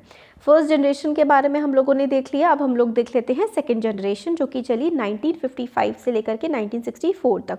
सेकेंड जनरेशन जो थी कंप्यूटर की, उसमें सेमी कंडक्टर ट्रांजिस्टर्स का इस्तेमाल हुआ। फर्स्ट जनरेशन में वैक्यूम ट्यूब्स का इस्तेमाल हुआ था, सेकेंड जनरेशन में सेमी कंडक्टर ट्रांजिस्टर का, वेरी इंपॉर्टेंट, वैक्यूम ट्यूब की जगह इस्तेमाल किया। The invention of transistor by a team led by William Shockley. William Shockley की जो टीम थी, इन्होंने मिल करके सेमीकंडक्टर ट्रांजिस्टर्स की इन्वेंशन करी थी। ये जो जनरेशन थी कंप्यूटर की, इसने ट्रांजिस्टर का इस्तेमाल किया था, जो काफ़ी सस्ते थे, कम इलेक्ट्रिसिटी का इस्तेमाल करते थे, छोटे भी थे, आप इन पर भरोसा कर सकते थे, फास्ट थे ये वैक्यूम ट्यूब से। तो एडवांटेज, छोटे थे, ज़्यादा हीट जनरेट नहीं करते थे, और फेलियर इनका रेट कम था, और कॉमर्शियल आप इसका इस्तेमाल कर सकते थे क्योंकि महंगे नहीं थे। डिसएडवांटेज, एसी की ज़रूरत होती थी, और manual assembly of individual component into functioning unit was a cumbersome task, मतलब आप खुद से इसको सारी की सारी असेंबली लगा रहे हैं, काफ़ी मेहनत वाला काम था। अब सबसे इंपॉर्टेंट पॉइंट, यूजफुल पॉइंट्स की तरफ आते हैं। किस पीरियड में थी सेकेंड जनरेशन, 1955 से 64। क्या इस्तेमाल किया इन्होंने कंपोनेंट, ट्रांजिस्टर, स्पीड माइक्रोसेकेंड, इससे पहले मिली थी। ठीक है, मैक्सिमम कैपेसिटी बहुत ज़्यादा हो गई, उसकी तो 2000 इंच थी ना, इसकी देखिए 1,28,000। Mean time before failure days, कई बार, मतलब बहुत मुश्किल से, मतलब कम फेल होते थे, ज़्यादा चलते थे। Magnetic tape, visual display unit, secondary storage, paper tape, magnetic drum, same है ना। ऑपरेटिंग सिस्टम मल्टी प्रोग्रामिंग हो गया था, time sharing, real time processing हो गया था। लैंग्वेजेस भी इस्तेमाल होने लगी, assembly language, high level language like photon, COBOL का इस्तेमाल होने लगा। लैंग्वेज मतलब किस तरह से वो काम कर रहा है कंप्यूटर। एप्लीकेशन कहाँ इसका इस्तेमाल किया जा सकता था, पेरोल, अपडेटिंग, इन्वेंट्री। और एग्जाम्पल क्या क्या है, कौन कौन से कंप्यूटर, IBM 1401, IBM की ही IBM सीरीज और यूनिवैक, यूनिवैक, IBM सीरीज़ और CDC, ठीक है, ये याद रखना है। थर्ड जनरेशन कंप्यूटर्स की अगर हम लोग बात करें तो थर्ड जनरेशन होती है 1964 से 1975। तो थर्ड जनरेशन के कंप्यूटर में क्या इस्तेमाल किया जाता था? Integrated circuit. फर्स्ट जनरेशन में वैक्यूम ट्यूब, सेकेंड जनरेशन में ट्रांजिस्टर, थर्ड जनरेशन में IC इंटीग्रेटेड सर्किट। ये इन विच काफ़ी सारे ट्रांजिस्टर, रजिस्टर, कैपेसिटर, ये सारे के सारे मिलके एक पैकेज सा बना लेते थे together in a very small surface of silicon known as chips. Chips पर, ये देखिए चिप्स पर, ये चिप्स है, चिप है ग्रीन से कलर की, इसमें रजिस्टर भी है, ट्रांजिस्टर भी है, कैपेसिटर भी है, ठीक है, इस चिप पर। और this new micro electronic technology was called integrated circuit. आप इसको क्या बोला गया? इसको IC यानी कि इंटीग्रेटेड सर्किट बोला गया। क्यों? क्योंकि इसमें सब कुछ है। IC was invented by Jack Kilby in 1958। किसने इन्वेंट करी थी इंटीग्रेटेड सर्किट? जैक किल्बे ने। ये भी आप लोगों ने याद रखना है। फ़ायदे क्या थे? छोटा था पिछले जनरेशन से, ज़्यादा भरोसा कर सकते थे, कॉस्ट सस्ता पड़ता था, पोर्टेबल कहीं भी ले जा सकते थे, और कॉमर्शियल प्रोडक्शन मतलब आप इसको प्रोड्यूस करना काफ़ी सस्ता था। डिसएडवांटेज फिर से वही, हर AC का इस्तेमाल और काफ़ी सोफिस्टिकेटेड टेक्नोलॉजी का इसमें इस्तेमाल किया जाता था, मतलब काफ़ी एक्सपर्टीज़ चाहिए थी इसको बनाने के लिए। यूज़फुल पॉइंट्स सबसे ज़्यादा यूज़फुल हैं। टाइम पीरियड 1964 से 1975 का क्या इस्तेमाल कर रहे हैं? Integrated circuit. सबसे इंपॉर्टेंट पॉइंट यही है। स्पीड देखिए कितनी फास्ट हो गई है, नैनो सेकेंड, पहले था माइक्रो, पहले मिली, ठीक है, सॉरी माइक्रो, मिली, नैनो पे आ गया है अब। और कितना कम, 4 मिलियन इंच की कैपेसिटी, बहुत ही ज़्यादा हफ्तों में, मतलब मुश्किल से ही ख़राब होता था। पेरिफेरल्स में देखिए visual display, optical reader, second magnetic tip और मास स्टोरेज डिवाइसेस, बहुत सारी मतलब डिवाइस में आप उसको स्टोर कर सकते थे। Operating system multi programming, time sharing, real time, remote, language high level language like photon, COBOL, basic, ALGOL, pascal. One याद करनी है लैंग्वेजेस कौन कौन सी थी थर्ड जनरेशन में। सारे जनरेशन के लैंग्वेजेस का याद रखना है। कहाँ कहाँ इस्तेमाल कर सकते थे? एयरलाइन सिस्टम में, मार्केट फोरकास्टिंग में, क्रेडिट कार्ड बिलिंग में कितना इस्तेमाल होने लगा। एग्जाम्पल IBM की सीरीज़ हो गए, ICL, PDP और स्पेक्ट्रा, ठीक है, ये भी बहुत इंपॉर्टेंट है। इनके एग्जाम्पल इंपॉर्टेंट है, कहाँ इस्तेमाल होते हैं। लैंग्वेज मतलब ये वाला जो पॉइंट है ना, यूज़फुल पॉइंट, अगर आपको इससे ऊपर का पढ़ना भी नहीं है तो ये यूज़फुल पॉइंट्स आप लोगों ने बिल्कुल याद रख लेने हैं, काफ़ी ज़्यादा यूज़फुल हैं। अब आती है फोर्थ जनरेशन, है ना, और फिर फिफ्थ जनरेशन जो कि आज के टाइम पर चल रही है, वो देखेंगे। फोर्थ जनरेशन में इनिशियली किसका इस्तेमाल हुआ? इंटीग्रेटेड सर्किट का हुआ, जिसमें सिर्फ 10 से 20 कंपोनेंट्स होते थे, जिसको स्मॉल स्केल इंटीग्रेशन SSI कहा जाने लगा। फिर इसके टेक्नोलॉजी में एडवांसमेंट हो गया, फिर circuit silicon chips, ICS chips का इस्तेमाल होने लगा। सर्किट सिलिकॉन चिप्स एक ही जगह पर इंटीग्रेट, बहुत सारे कंपोनेंट्स एक छोटी सी चिप में इंटीग्रेट होने लगे। अब now the manufacture of integrated circuit becomes so advanced so as to incorporate hundreds of thousands of active components in a volume of fraction of inch। मतलब एक छोटी सी जगह पर आप बहुत सारी चीज़ों को उसमें डाल सकते हैं। VLSI तो वेरी लार्ज स्केल इंटीग्रेशन, मतलब इतनी सी जगह में आप पता नहीं बहुत सारे रजिस्टर और कैपेसिटर, मतलब बहुत ही छोटी सी स्पेस में आप काफ़ी कुछ डाल सकते हैं। तो VLSI का इस्तेमाल होने लगा, वेरी लार्ज स्केल इंटीग्रेशन का। Integrated circuits which have the entire computer circuit on a single silicon chip are called microprocessors. Fourth generation में माइक्रो प्रोसेसर्स का इस्तेमाल होने लगा। इसमें क्या था, जो चिप्स थी ना उसमें पूरा का पूरा इंटायर सर्किट एक ही जगह पर आ जाता था। तो development of microprocessor made it possible to place complete CPU of a computer in a single chip. मतलब पूरा का पूरा इतना बड़ा CPU अब सिर्फ एक ही चिप में आपका आ सकता था, तभी तो लैपटॉप्स बन पाए थे। तो the first micro processor Intel 4004 consisted of 2250 transistor. एक चिप में 2250 ट्रांजिस्टर थे एक माइक्रो प्रोसेसर में, जिसको इंटेल कॉर्पोरेशन ने बनाया था। और किसने बनाया था?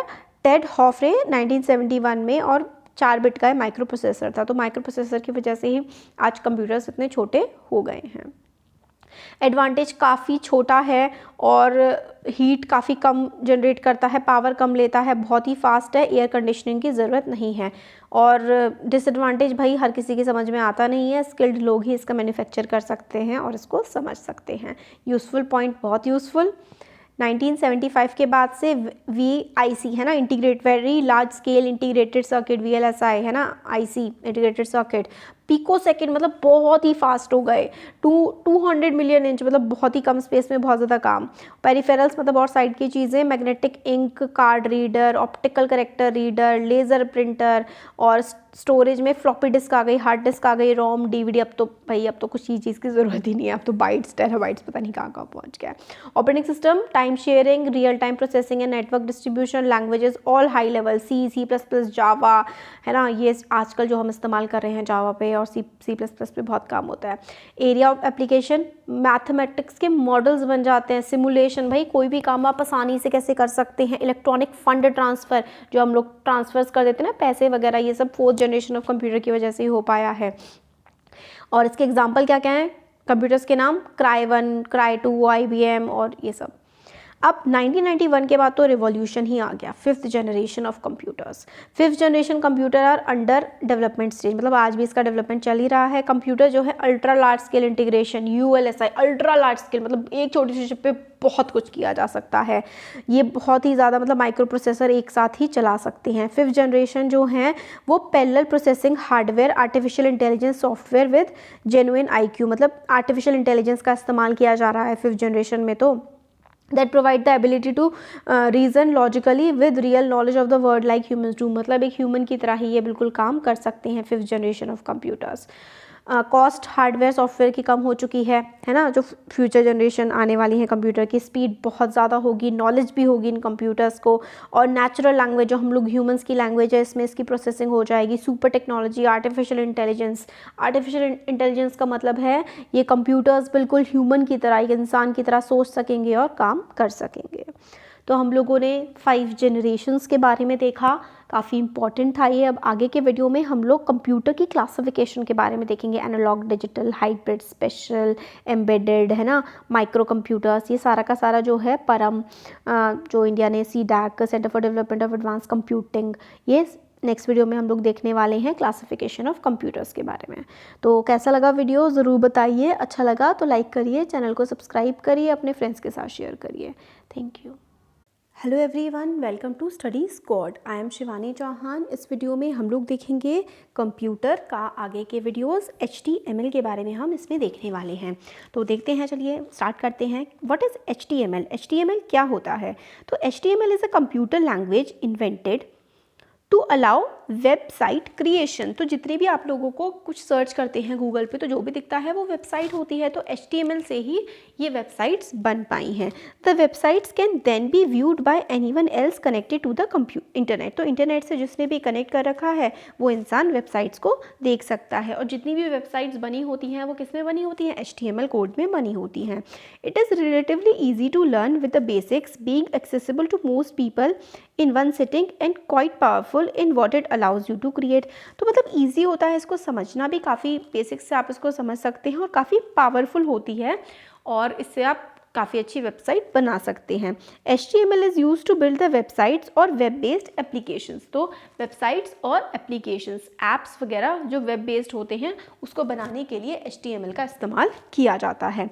HTML stands for hyper text markup language. Important है, एग्जाम्स में काफ़ी पूछी जाती है कि HTML क्या होती है, डेफिनेशन। तो HTML stands for hypertext markup language. तो HTML हाइपरटेक्स्ट क्या होता है? It is a method by which you move around on the web by clicking on special text called hyperlinks which bring you to the next page. तो hypertext क्या होता है? एक method होता है जिससे आप लोग वेब में मूव कर सकते हैं, मतलब जो भी वेबसाइट है आपकी इंटरनेट यूज़ कर रहे हैं उसमें मूव कर सकते हैं। कुछ स्पेशल टेक्स्ट, कुछ शब्द लिखे होते हैं, उस पर आप क्लिक करेंगे तो आप दूसरे पेज पर पहुंच जाएंगे। मार्कअप क्या होता है? Markup is what HTML tags do to the text inside them. Markup मतलब कि भाई अच्छा काम क्या होना है, आपने HTML का कोड लिख दिया, HTML की कुछ शब्द वगैरह लेटर्स लिखे हुए हैं और मार्कअप होता है it is what HTML tags do. HTML का जो टैग था ना वो काम क्या करेगा, वो मार्कअप बताएगा, उसके अंदर क्या काम चल रहा है HTML के अंदर वो मार्कअप बताता है। They mark it as a certain type of text, for example italicise text. तो भाई आपने इटलाइज्ड आई, ऐसा टेढ़ा आई वाला टेक्स्ट लिया है, फिर बोल्ड टेक्स्ट लिया है, तो ये आपने इस पर मार्क कर रहा है, तो मार्कअप ये काम करता है उसको बताने का HTML लैंग्वेज में। अब हाउ डज इट वर्क, ये काम कैसे करता है? तो HTML consist of a series of short codes type into a text file called tags. तो HTML ना शॉर्ट छोटे छोटे कुछ कोड्स मतलब कुछ ऐसा 2A कुछ कोड्स लिखे होते हैं HTML में और type into a text file called the tags. तो टेक्स्ट फाइल होती है, ये क्या दिख रहे हैं, टेक्स्ट दिख रहे हैं, हम कुछ टेक्स्ट इसी टाइप की टेक्स्ट फाइल बना देते हैं और उसको हम लोग बोलते हैं tags. The text is then saved as HTML file. तो जो हम टेक्स्ट लिखते हैं उसको हम HTML फाइल के तौर पर सेव कर देते हैं and viewed through a browser like internet explorer. और इंटरनेट एक्सप्लोरर, क्रोम, इस तरीके के ब्राउज़र से आप देख सकते हैं। This browser reads the file and translate the text into visible form. तो वेबसाइट हम लोगों ने HTML में लिखी थी और फिर उसको विजिबल फॉर्म में, मतलब जिस तरीके से हम लोग को समझ आ जाए, दिख जाए, इस फॉर्म में उसको कन्वर्ट कर देता है। Hopefully rendering the page as the author has intended. और इसी तरीके से वेबसाइट बना दी जाती है जैसे कि वो किसी पर्सन को चाहिए होती है। Some of the most popular HTML editor such as FrontPage और Dreamweaver will let you create pages more और less as you write documents in Word और whether text editor you are using. तो इसमें क्या है कि कुछ popular HTML editors हैं जिस पे आप लोग चीज़ें लिख सकते हैं, वो है फ्रंट पेज या फिर ड्रीम वीवर। इस पर आप अपना काम आराम से कर सकते हैं जो भी करना चाहते हैं, कुछ डॉक्यूमेंट्स लिख सकते हैं, कुछ चीज़ों को बदल सकते हैं। अब असेंशियल HTML टैग्स, कुछ टैग्स होते हैं। तो there are 4 set of HTML tags that form the basic structure needed for every HTML file. तो ये देखिए, आपने देखा होगा HTML इस तरीके से, ये वाला और फिर उसके बाद इस तरीके से स्लैश, ये बहुत ज़्यादा ज़रूरी होता है किसी भी HTML फाइल के लिए। तो HTML हेड टाइटल ऐसे करके टाइटल और फिर उसके बाद टाइटल, फिर ये स्लैश, ये बहुत ज़्यादा ज़रूरी होता है, इसी में ही HTML काम करते हैं। तो HTML ये क्या होता है? This basically defines the document as web page. This basically defines document as a web page. तो भाई वेब पेज है और इसमें पूरा डिफाइन करता है कि भाई HTML की कोड है, सबसे ऊपर यही आपको देखने को मिलता है। It also identified the beginning and end of HTML document. तो भाई ये यहाँ से HTML डॉक्यूमेंट शुरू हो रहा है, ठीक है जी, और यहाँ पे ख़त्म हो रहा है, तो ये भी हमें इससे पता लग जाता है। All other tags must fall between the HTML tag. तो जितने भी टैग, ये क्या होते हैं, इस तरीके से आप टैग्स बना रहे हैं, हर जितने भी टैग होते हैं ना उसमें स्टार्टिंग में और लास्ट में HTML होना चाहिए। हेड क्या होता है? The header contains information about the document that will not appear on the actual page such as title of document, the author etcetera.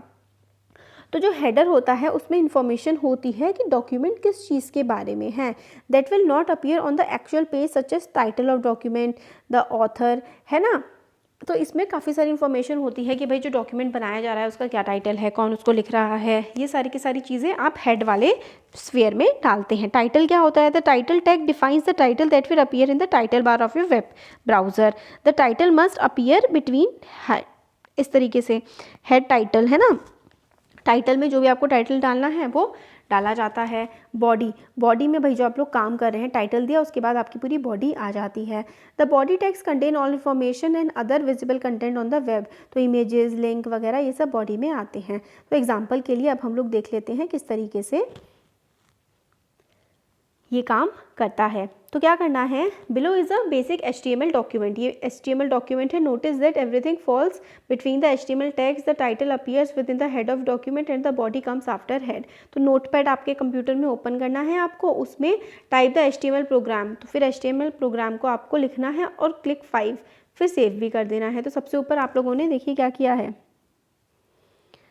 यहाँ पर देखिए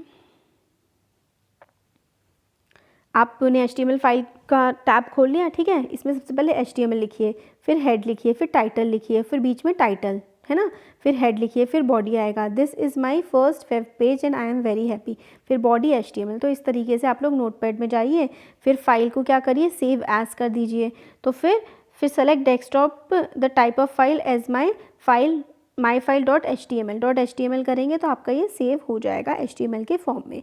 फिर आप इसको double click on the file, फिर वही वेब पेज पे आपका वेब पेज डिस्प्ले होने के लिए बिल्कुल रेडी हो जाएगा। तो सिंपल सा आप लोगों को क्या करना है, ऐसे करके लिखना है HTML, है ना, ये HTML ऐसे हैशटैग में, फिर उसके बाद हेड लिखना है, फिर टाइटल, जो भी आपको टाइटल देना है, फिर उसके बाद हेड और फिर उसके बाद पूरी बॉडी आपकी ये है, फिर बॉडी आपने क्लोज कर दी और फिर HTML भी आपको क्लोज कर देना है। तो जो भी आप लोग स्टार्ट कर रहे हैं ना उसको आपको बंद भी करना है। देखिए जैसे कि HTML आपने यहाँ पे स्टार्ट करा था, फिर उसके बाद आपने हेड स्टार्ट करा था, फिर उसके बाद टाइटल स्टार्ट करा था। तो टाइटल के बाद आपने गैप दे करके साइड में ही टाइटल को ऐसे स्लैश टाइटल करके बंद भी कर दिया है यहाँ पर।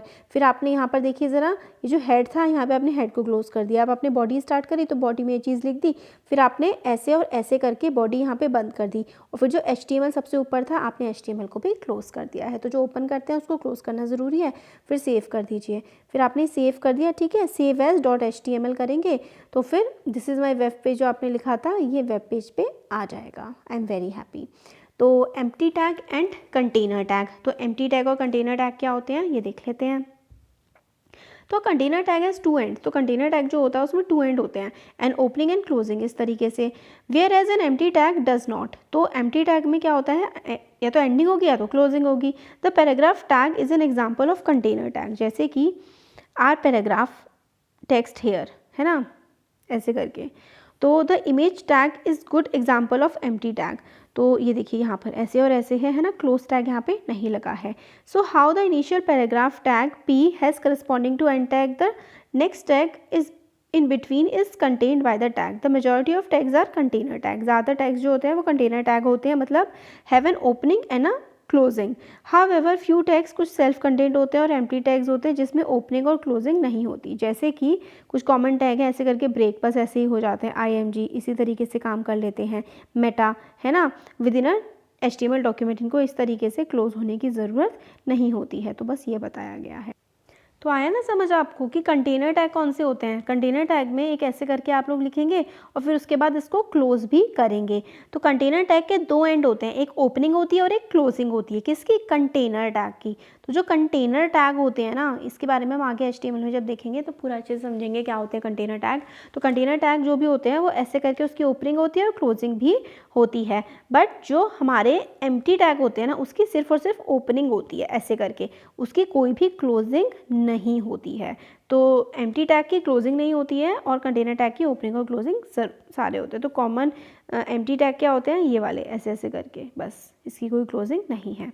तो इतना हम लोगों ने देख लिया HTML के बारे में। अब बाकी जो है हम आगे आने वाले वीडियोस में देखेंगे। तो कैसा लगा वीडियो ज़रूर बताइए, अच्छा लगा तो लाइक करिए, चैनल को सब्सक्राइब करिए, अपने फ्रेंड्स के साथ शेयर करिए। Thank you.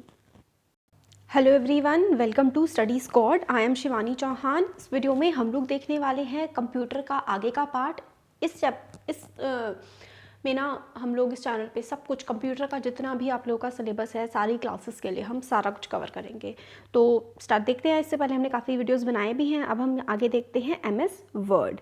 तो इंट्रोडक्शन टू MS वर्ड में हम लोग पूरा सब कुछ में समझने वाले हैं। तो introduction to word processor.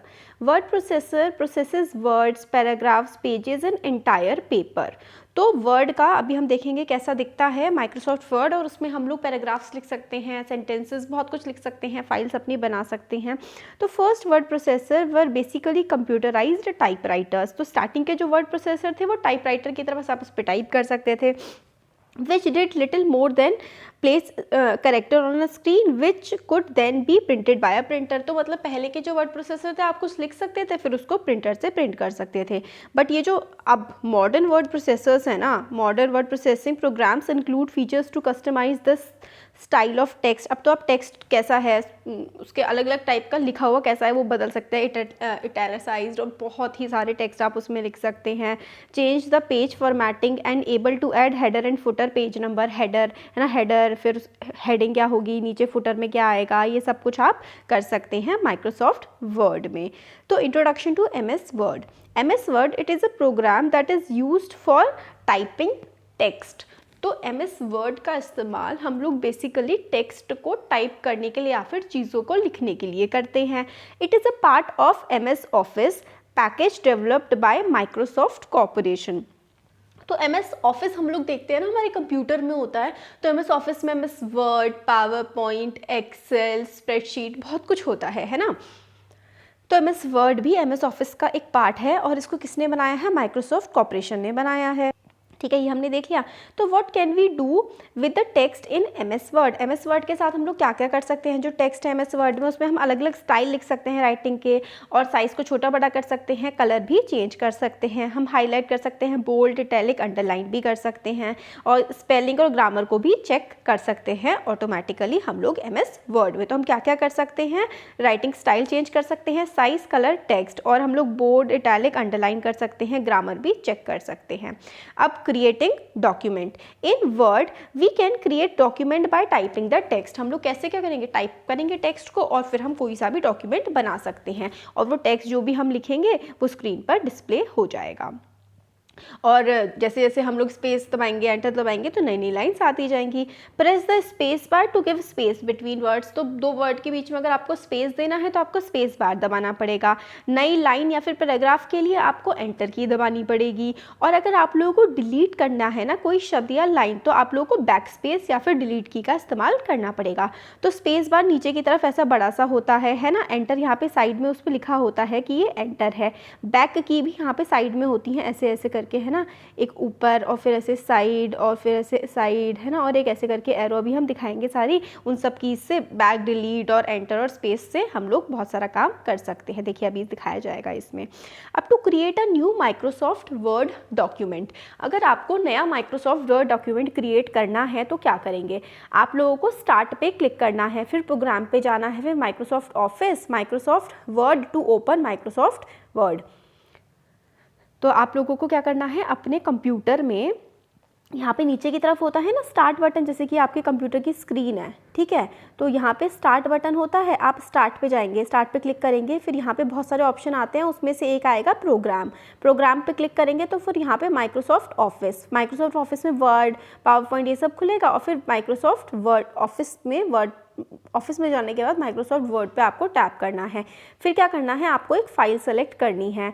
Select file, new और कंट्रोल एन, या फिर सेलेक्ट फाइल करिए, यहाँ से फाइल पे क्लिक करिए, फाइल का टैब खुल जाएगा। तो फिर आप या तो नई फाइल बना दीजिए या फिर आप कंट्रोल एन दबा देंगे ना तो भी नया ओपन हो जाएगा document. Place the insertion point at the location where we want to type the text. तो यहाँ पर आप देखिए, यहाँ पर अपना टाइप करते हैं टेक्स्ट आप सारा का सारा। तो ये देखिए कंपोनेंट्स हैं MS वर्ड 2010 के। आगे जितने भी आते रहते हैं अपडेट्स वो भी ऑलमोस्ट सेम ही होते हैं। यहाँ पे सबसे ऊपर होता है फाइल, ये फाइल का टैब है, और ये ऐसे करके देखिए, ऐसे करके टैब है ना, तो क्विक एक्सेस टूल बार है, और ये रिबन है जिससे आप यहाँ पे देखिए कैलिबरी बॉडी, यही होता है राइटिंग स्टाइल। आप इससे बहुत सारे चेंजेस कर सकते हैं। यहाँ से आप वर्ड का जो भी आपने शब्द लिखा है उसका साइज़ कम बड़ा कर सकते हैं। ये है टाइटल बार, यहाँ पे आप अपनी फाइल को कुछ नाम दे सकते हैं। ये देखिए रूलर है, मतलब स्केल है कि कहाँ से कहाँ तक कितने कितने लेंथ के आपने सेंटेंस वगैरह लिखे हैं। ये डायलॉग बॉक्स है, फिर उसके बाद हेल्प, आप उससे कुछ पूछना चाहते हैं तो पूछ सकते हैं। ये है कर्सर, जो ऐसे ऐसे करके ब्लिंक होती रहती है ना, काले रंग की लाइन बार बार दिखती है, बंद होती है, हल्की हल्की हिलती रहती है, तो कर्सर है ये। इससे जहाँ जहाँ आप टाइप करते जाते हैं वहाँ वहाँ कर्सर मूव करता जाता है। नीचे की तरफ देखिए, ये जो नीचे वाला है ना स्टेटस बार होता है कि भाई कितने शब्द लिख लिए हैं, और ये वाला जो पूरा वाइट एरिया आपको यहाँ पे दिख रहा है, यहाँ पर ये आप लिखते हैं, ये डॉक्यूमेंट एरिया है। और ये वाले व्यू बटन्स होते हैं नीचे कि आप देख सकते हैं कि अगर आपको पूरे के पूरे टेक्स्ट पे देखना है तो आप एक बार इसमें देखिए, और ये जो छोटा वाला किताब जैसा आधा आधा करके आप लोगों को दिख जाएगा। फिर जूम कंट्रोल है, यहाँ पे आप शब्द का साइज़ या फिर छोटा या बड़ा कर सकते हैं। यहाँ से माइनस करेंगे तो छोटा हो जाएगा, प्लस करेंगे तो बड़ा हो जाएगा। अब एडिटिंग द वर्ड डॉक्यूमेंट को एडिट करना है तो क्या करेंगे, आप टेक्स्ट को सेलेक्ट करिए, मतलब कोई भी आपने चीज़ जो लिख रखी है ना उसको सेलेक्ट करिए। Select means choosing the text to be formatted, आपने क्लिक करा और उस पर ड्रैग करके सेलेक्ट कर सकते हैं। Just bring the cursor in the beginning of the text we want to select, हम लोग को जो भी सेलेक्ट करना है उसके साइड में, उसके सामने आप कर्सर ले आइए। कर्सर क्या होता है, ये वाला कर्सर होता है, टेक्स्ट के सामने कर्सर ले आइए। Press left mouse button, drag the mouse till the end, तो आपका जो माउस है ना ऐसे करके यहाँ पे ऐसे, यहाँ ऐसे होता है, तो इसका जो इधर राइट साइड है इधर लेफ्ट साइड है, तो लेफ्ट वाले पे क्लिक करिए और पूरा उसको खींच दीजिए, ऐसे ड्रैग कर दीजिए, खींच दीजिए। फिर the background of the selected text will become black and we will see the selected text in white colour, तो वाइट कलर का पूरा सिलेक्टेड टेक्स्ट आ जाएगा आपने जो जो सेलेक्ट कर रखा है। अब changing the size of the text, आप लोगों ने सेलेक्ट कर लिया, फिर उसके बाद मैंने आप लोगों को बताया था ना कि यहाँ पे आपने जो भी चीज़ इधर सेलेक्ट कर ली है ड्रैग करके, फिर इधर इस पर क्लिक करेंगे, जो नीचे ऐसे करके बटन है, तो बहुत सारे 12, 14, 16, 18 ऐसे करके साइज़ आ जाएगा, तो आप लोग साइज़ बदल सकते हैं ऐसे करके, है ना। तो और या फिर after selecting the text use control, ऐसे करके कंट्रोल और ये वाला साइन, कंट्रोल प्लस ऐसे वाला साइन या फिर कंट्रोल प्लस ये वाला साइन, तो भी आप साइज़ बदल सकते हैं। अब हम देखते हैं कॉपीइंग एंड मूविंग, मतलब कॉपी करना और मूव करना वो कैसे करते हैं। मीन्स आपको कोई चीज़ कट करनी है या फिर कॉपी करनी है, कॉपी पेस्ट करना है, तो वो कैसे करेंगे। कॉपी करने के लिए आप लोगों को फिर से क्या करना है, माउस पे ऐसे करके ये वाला बटन क्लिक करना है और साइड में ही ऑप्शन आ जाएगा कॉपी का, तो आप लोग कॉपी कर देंगे, या फिर सेलेक्ट ऑल भी आप कर सकते हैं। या फिर अगर आपको बहुत ही छोटा सा टेक्स्ट सेलेक्ट करना है तो कर्सर से क्लिक करिए वहाँ पर और उस कर्सर को ड्रैग कर दीजिए, खींच दीजिए, तो फिर वो अपना सेलेक्ट हो जाता है। The cut operation will remove the content from its original place and move it to the new desired location. तो आपने पहले कट करा, फिर दूसरी जगह जा करके पेस्ट कर दिया, तो जहाँ पर था वहाँ से हट के जहाँ करना चाहते हैं वहाँ पर वो चीज़ पहुँच जाती है। तो moving means to cut the selected text और graphic from one place and paste it on the another location. तो मूविंग का मतलब क्या होता है, मूविंग का मतलब होता है कि इस जगह पर अगर आपका पहले टेक्स्ट था तो यहाँ से हटा करके आप इसको यहाँ पर रख देंगे, और कॉपी का मतलब होता है कि यहाँ पर भी है और दूसरी जगह पर भी वो चीज़ आ जाएगी। तो following is the procedure to cut and paste. तो select the portion of the text using कोई भी मेथड आप सेलेक्ट कर लीजिए, फिर कंट्रोल सी आप लोग कॉपी के लिए यूज़ करते हैं और कंट्रोल एक्स आप लोग कट करने के लिए इस्तेमाल करते हैं। Place the cursor at the desired location where you want to paste the text and control V. तो आपको ये ना कमांड्स याद रखनी है, कंट्रोल प्लस सी आप कॉपी करने के लिए इस्तेमाल करते हैं, कंट्रोल प्लस एक्स आप कट करने के लिए और कंट्रोल प्लस वी आप पेस्ट करने के लिए यूज़ करते हैं। अब आपने जो भी बदलाव किए हैं, जो भी चेंजेस किए हैं, आप उसको सेव ज़रूर करिए, वरना कोई फ़ायदा ही नहीं होगा काम करने का। तो click on office button tap, तो ऑफिस वाले बटन पे टैप कर दीजिए साइड में और सेव करने का आपका सिंपल सा ऑप्शन आ जाता है। तो यहाँ पर देखिए ऐसा किया था ना आपने, बताते हैं, ये था ना, देखिए होम पे आप क्लिक करेंगे ना, होम पे क्लिक करेंगे तो सेव का ऑप्शन आ जाएगा सिंपल सा, या फिर आप सेव एज कर सकते हैं। होम पे आपने क्लिक किया तो सेव एज आ जाएगा, सेव एज करके आप अपनी फाइल को कोई नाम दे दीजिए और ओके दबा दीजिए, तो आपका चीज़ सेव हो जाएगी। अब वर्ड को क्लोज़ कैसे करेंगे, वर्ड को क्लोज़ करने के लिए भी आपको सेम काम करना है। आप होम पे जाइए और होम पे सबसे नीचे क्लोज़ बटन होगा, या फिर आप ये वाला लाल वाला बटन भी दबा सकते हैं, तो भी आपका जो भी डॉक्यूमेंट आप लोग यूज़ कर रहे हैं वो क्लोज़ हो जाएगा। तो एग्जिट फ्रॉम वर्ड और एग्जिट फॉर क्लिक बटन, इधर से डायरेक्ट ये क्रॉस वाला बटन दबाएंगे तो आप एग्जिट कर जाएंगे।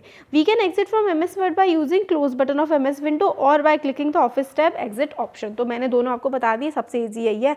आप अपना वर्क सेव करिए और आपको क्लोज करना है तो यहाँ से रेड वाले क्रॉस वाले बटन पे दबा दीजिए और आप वहाँ से एग्जिट कर जाएंगे।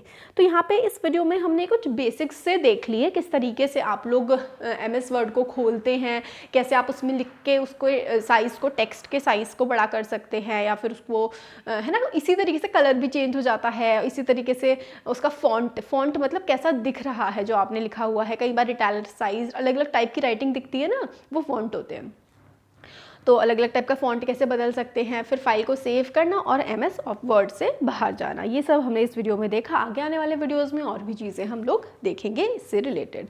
तो कैसा लगा वीडियो ज़रूर बताइए, अच्छा लगा तो लाइक करिए, चैनल को सब्सक्राइब करिए, अपने फ्रेंड्स के साथ शेयर करिए। Thank you. Hello everyone, welcome to study squad. I am Shivani Chauhan. इस वीडियो में हम लोग देखने वाले हैं प्रिंटर्स के बारे में। तो काफ़ी कुछ हम लोग जनरेशन्स, टाइप्स, कंप्यूटर है ना, ये सब कुछ काफ़ी देख चुके हैं। अब हम प्रिंटर्स के बारे में देखते हैं। तो printers are output device which are use to prepare permanent output on paper. तो प्रिंटर्स का बेसिक काम क्या होता है कि जो भी चीज़ हम लोगों को कंप्यूटर की स्क्रीन पे दिख रही है, अगर हमें उसका प्रिंट आउट निकालना है, मतलब अगर उसको हमें पेपर पे लेकर के आना है, तो हम प्रिंटर्स का इस्तेमाल करते हैं। तो प्रिंटर्स कई सारे टाइप्स के होते हैं, तो उसके टाइप्स हम यहाँ पे देखते हैं। तो टाइप्स ऑफ प्रिंटर्स, तो टाइप्स ऑफ प्रिंटर्स में आता है प्रिंटर, एक तो होता है इम्पैक्ट प्रिंटर और होता है नॉन इम्पैक्ट प्रिंटर। तो दो टाइप्स के अभी हम देखेंगे। इसमें एक आता है इम्पैक्ट प्रिंटर और एक आता है नॉन इम्पैक्ट प्रिंटर। तो इम्पैक्ट में आता है करेक्टर प्रिंटर और लाइंस प्रिंटर, और करेक्टर प्रिंटर में ही आता है डॉट मैट्रिक्स प्रिंटर, और इधर नॉन इम्पैक्ट में भी करेक्टर प्रिंटर होता है और इंकजेट होता है इसमें। और इसका नॉन इम्पैक्ट का दूसरा टाइप होता है पेज प्रिंटर और उसका फर्दर लेज़र। तो ये क्या क्या होते हैं ये हम आगे देखने वाले हैं। ये वाला जो टेबल है ना टाइप्स ऑफ प्रिंटर में, जैसे कि अगर आप एग्जाम में बनाएंगे या फिर याद करने के लिए ये फ्लो चार्ट काफ़ी अच्छा है, आप इसको याद कर लीजिएगा। अब आगे समझ लेते हैं कि printers can be divided into two main categories, एक तो ये इम्पैक्ट प्रिंटर और एक नॉन इम्पैक्ट प्रिंटर। तो प्रिंटर की मेजर कैटेगरीज क्या हुई, इम्पैक्ट और नॉन इम्पैक्ट। तो printers can be divided into two main categories, impact printer and non impact printers. तो देखिए इम्पैक्ट प्रिंटर्स क्या होते हैं, इट यूजेस हैमर्स और pins strike against a ribbon and a paper to print the text. तो इसमें क्या होते हैं, हैमर्स या फिर पिन, इस टाइप के पिन्स या फिर हैमर्स टाइप के इसके अंदर लगे हुए होते हैं। वो एक रिबन, इस तरीके की किसी चीज़ पे, यहाँ पे रिबन जैसा होता है, इस पे स्ट्राइक करते हैं हैमर। आपने जैसे कि पुराने ज़माने में देखा होगा कि पुराने ज़माने की मूवीज़ में, पुराने ज़माने में कैसे देखोगे आप, पुराने ज़माने की मूवीज़ में कई बार ना लिखते हुए तो भी कील ठोक ठोक के, पहले हैमर ले रहे हैं, हथौड़ा ले रहे हैं, फिर कील ले रहे हैं, फिर किसी लकड़ी पे डॉट डॉट डॉट डॉट ठोक रहे हैं, फिर उससे कोई शब्द बन रहा है। तो थोड़ा बहुत इसी तरीके से ये इम्पैक्ट प्रिंटर काम करता है कि शब्द डॉट डॉट डॉट बना रहा होता है किसी रिबन पर ये, और वही चीज़ जो ये लिख रहा होता है इस पिन से और हैमर से, पिन या फिर हैमर रिबन के ऊपर स्ट्राइक कर करके शब्द लिख रहा होता है और वो आगे पूरे के पूरे प्रिंट हो रहे होते हैं against a ribbon and a paper to print the text. This mechanism is known as electromechanical mechanism. तो बेसिकली इम्पैक्ट प्रिंटर का जो मैकेनिज्म होता है, इसमें हम लोग क्या यूज़ करते हैं, हैमर और पिन स्ट्राइक कर रही होती है एक रिबन पे, strike against a ribbon and paper, एक रिबन पे और एक पेपर पे, रिबन जैसा होता है प्रिंटर में यहाँ पर, और उस पर वो स्ट्राइक कर रही होती हैं और टेक्स्ट जो भी है हम लोग का वो प्रिंट हो रहा होता है। और ये जो मैकेनिज़्म जिसमें हैमर्स, रिबन और पेपर होता है, अगर आपको याद ना आए एग्जाम में तो आप लिख सकते हैं इम्पैक्ट प्रिंटर में it uses hammers that strike against a paper and a ribbon to print text. मतलब पेपर, रिबन, हैमर, मतलब हैमर पेपर और रिबन पे स्ट्राइक करता है और पेपर पर प्रिंट हो जाता है। ठीक है, अब ये वाला जो मैकेनिज्म है ना, this mechanism is known as electromechanical mechanism का नाम क्या है, इम्पैक्ट प्रिंटर जिसका इस्तेमाल करता है, इलेक्ट्रोमैकेनिकल मैकेनिज्म। ये दो टाइप के होते हैं, एक तो करेक्टर प्रिंटर होता है और एक लाइन प्रिंटर होता है। जैसे कि यहाँ पे देखिए इम्पैक्ट प्रिंटर होता है, किस किस का इस्तेमाल करता है इम्पैक्ट प्रिंटर, हैमर का, हैमर या फिर किस एक पिन एक स्ट्राइक कर रही होती है रिबन पर और पेपर पर और टेक्स्ट जो है वो प्रिंट हो रहा होता है, और मैकेनिज्म होता है इलेक्ट्रोमैकेनिकल मैकेनिज्म। अब इम्पैक्ट प्रिंटर दो टाइप के थे, character printer and laser line printer. तो अब हम करेक्टर और लाइन प्रिंटर के बारे में देख लेते हैं। तो करेक्टर प्रिंटर क्या होता है, it prints only one character eight a time. तो जो करेक्टर प्रिंटर होता है ना, वो एक ही करेक्टर प्रिंट करता है एक टाइम पर। It has relatively slower speed. तो करेक्टर प्रिंटर जो है, क्योंकि ये एक टाइम पर सिर्फ एक ही करेक्टर, एक ही शब्द प्रिंट कर रहा है, तो ऑब्वियसली इसकी स्पीड कम होगी। और इसका एग्जाम्पल क्या है करेक्टर प्रिंटर का, डॉट मैट्रिक्स प्रिंटर। ये भी बहुत इंपॉर्टेंट है, एग्जाम में पूछा जाता है कि करेक्टर प्रिंटर है, ठीक है, वो क्या करता है, सिर्फ एक ही करेक्टर, एक ही शब्द को प्रिंट करता है एक बार में, तो स्पीड तो ऑब्वियसली कम होगी। और एग्जाम्पल क्या है करेक्टर प्रिंटर का, करेक्टर प्रिंटर का एग्जाम्पल है डॉट मैट्रिक्स प्रिंटर्स। तो करेक्टर प्रिंटर का एग्जाम्पल है डॉट मैट्रिक्स प्रिंटर। अब डॉट मैट्रिक्स प्रिंटर क्या होते हैं ये देख लेते हैं, क्योंकि करेक्टर प्रिंटर का एग्जाम्पल है ना डॉट मैट्रिक्स, तो ये किस तरीके से काम करते हैं, क्या होता है ये देखते हैं।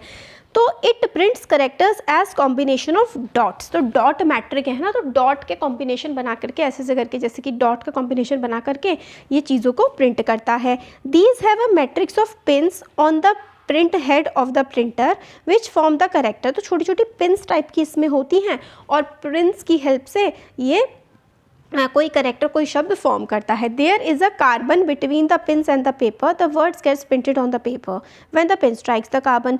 देयर आर जनरली 9 और 24 पिन्स। तो इसमें क्या होता है डॉट मैट्रिक्स प्रिंटर में, इसमें करेक्टर जो है it prints a combination of dots. तो किस तरीके से प्रिंट करता है, डॉट डॉट डॉट डॉट के कॉम्बिनेशन की फॉर्म में डॉट मैट्रिक्स प्रिंटर प्रिंट करता है। और these have a matrix of pins. तो इसमें काफ़ी सारी पिन्स होती हैं on a print head of the printer which form the character. तो इसमें पिन्स होती हैं प्रिंटर के हेड पे और करेक्टर्स जो हैं वो डॉट डॉट डॉट करके प्रिंट हो जाते हैं। और इसमें कार्बन होता है पिन और पेपर के बीच में जिस पर प्रिंटिंग हो रही होती है। और कितनी पिन होती हैं इसमें, 9 से 9 या फिर 24 पिन्स होती हैं। तो डॉट मैट्रिक्स प्रिंटर में क्या होती हैं, सबसे पहले तो इंपॉर्टेंट है कि करेक्टर को प्रिंट करता है डॉट्स के कॉम्बिनेशन में। कैसे करता है, डॉट्स के कॉम्बिनेशन में करेक्टर्स को प्रिंट करता है। डॉट मैट्रिक्स प्रिंटर नाम से समझ में आ गया। इसमें क्या होता है, और दूसरी चीज़ कि कार्बन होता है पेन और पेपर के बीच में और शब्द प्रिंट हो जाते हैं। और कितनी पेन्स होती हैं, 9 या फिर 24, 9 और 24 पेन्स होती हैं।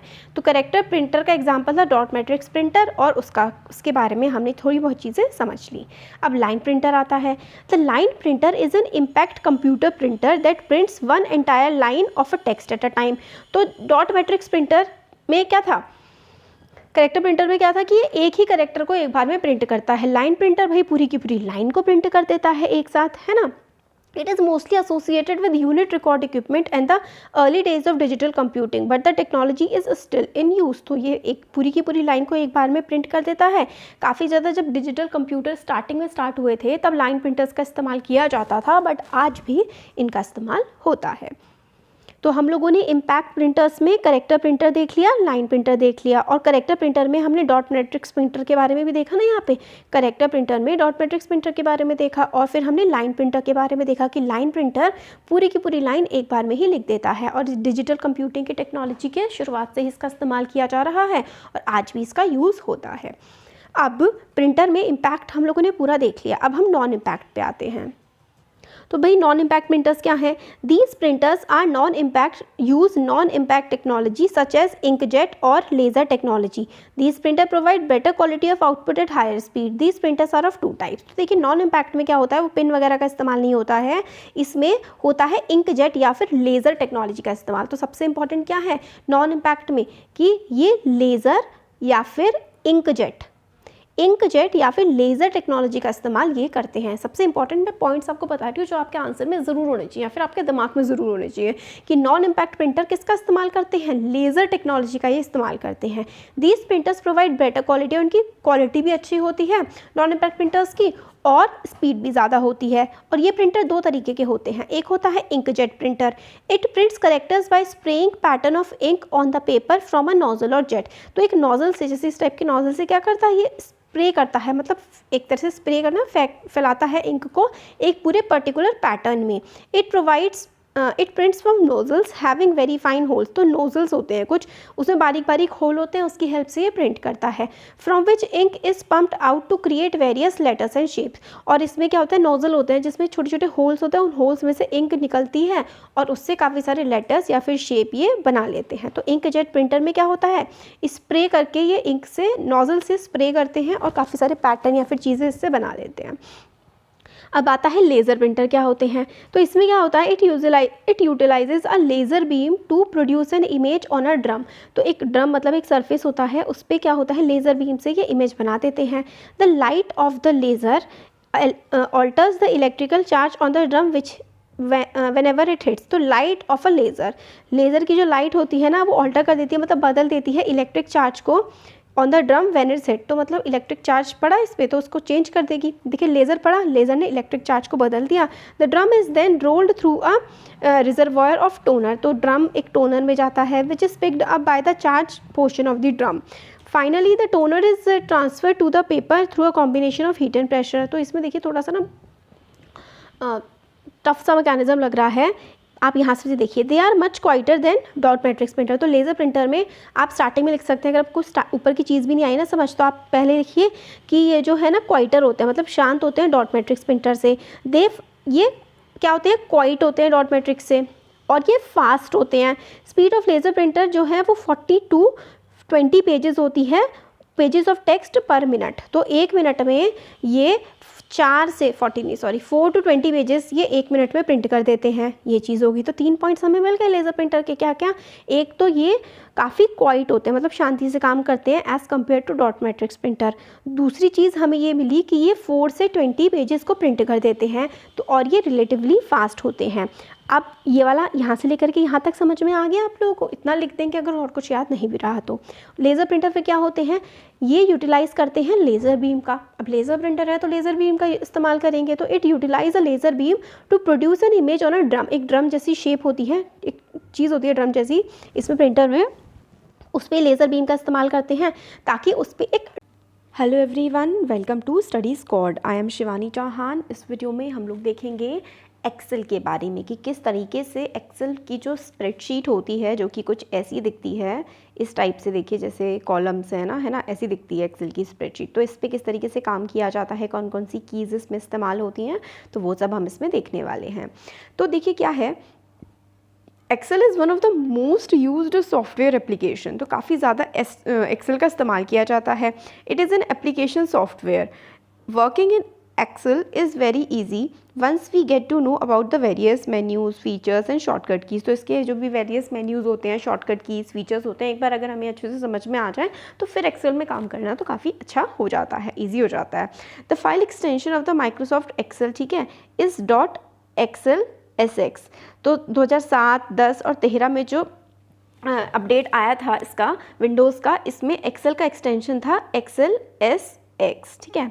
अब Excel finds its use in various aspects of life. तो एक्सेल का इस्तेमाल काफ़ी सारी जगह पर किया जा सकता है। It can be used in educational, financial, mathematical और स्टेटिस्टिकल कैलकुलेशंस। तो काफ़ी सारी जगह पर एक्सेल का हम लोग इस्तेमाल कर सकते हैं, एजुकेशन में, है ना, फाइनेंस में, क्योंकि इसमें प्लस माइनस डेटा बहुत अच्छे से मैनेज में किया जा सकता है। It also helps analysing data with the help of various charts. काफ़ी सारे चार्ट्स भी आप इसमें बना सकते हैं।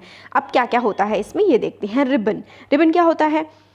The ribbon contains many tabs. Ribbon जो है इसमें काफ़ी सारे टैब्स होते हैं, ऐसे ऐसे करके ये जो है ना, ये सारे के सारे टैब्स हैं। रिबन में काफ़ी सारे टैब्स होते हैं। They are file, home, insert, page, layout, formulas. तो देखिए ये है रिबन, ये रहा ऊपर, है ना, ऐसे करके देखिए जो पूरा बॉक्स बना हुआ है।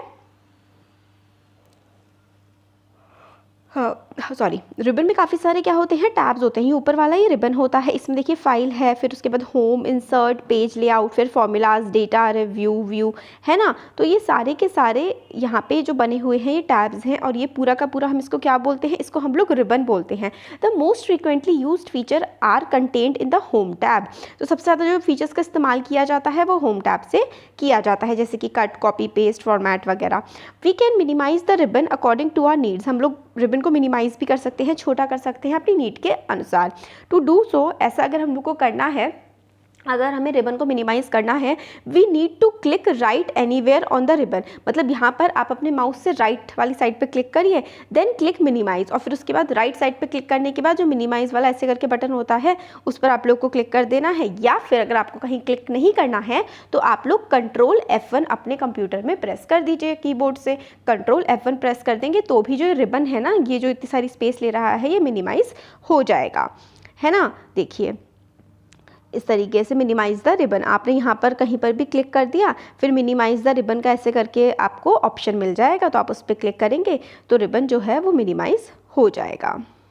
अब रिबन को आप लोग कस्टमाइज़ भी कर सकते हैं। कस्टमाइज़ मतलब अपने अकॉर्डिंग उसको यूज़ कर सकते हैं, जैसे कि it means that we can create our own tab and add commands to the tab. अपना टैब भी बना सकते हैं, और उस टैब में, टैब क्या होते हैं, देखिए ये टैब ही तो होते हैं, अपना टैब भी आप बना सकते हैं और उस टैब में अपने कमांड्स भी ऐड कर सकते हैं।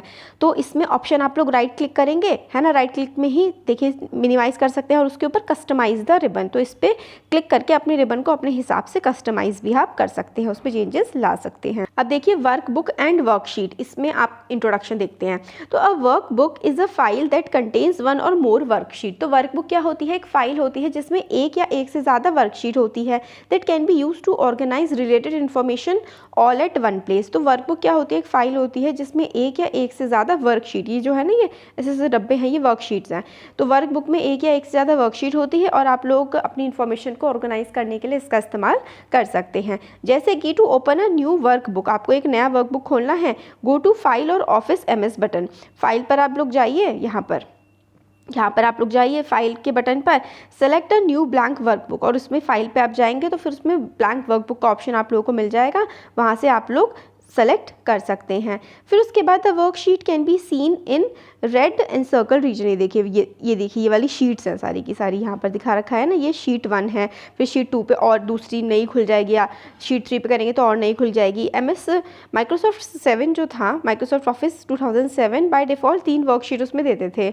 वर्कशीट 3 तो देते थे, आप और ऐड भी कर सकते हैं। अब वर्कशीट क्या होती है? अब worksheet is a collection of cells. Worksheet क्या है?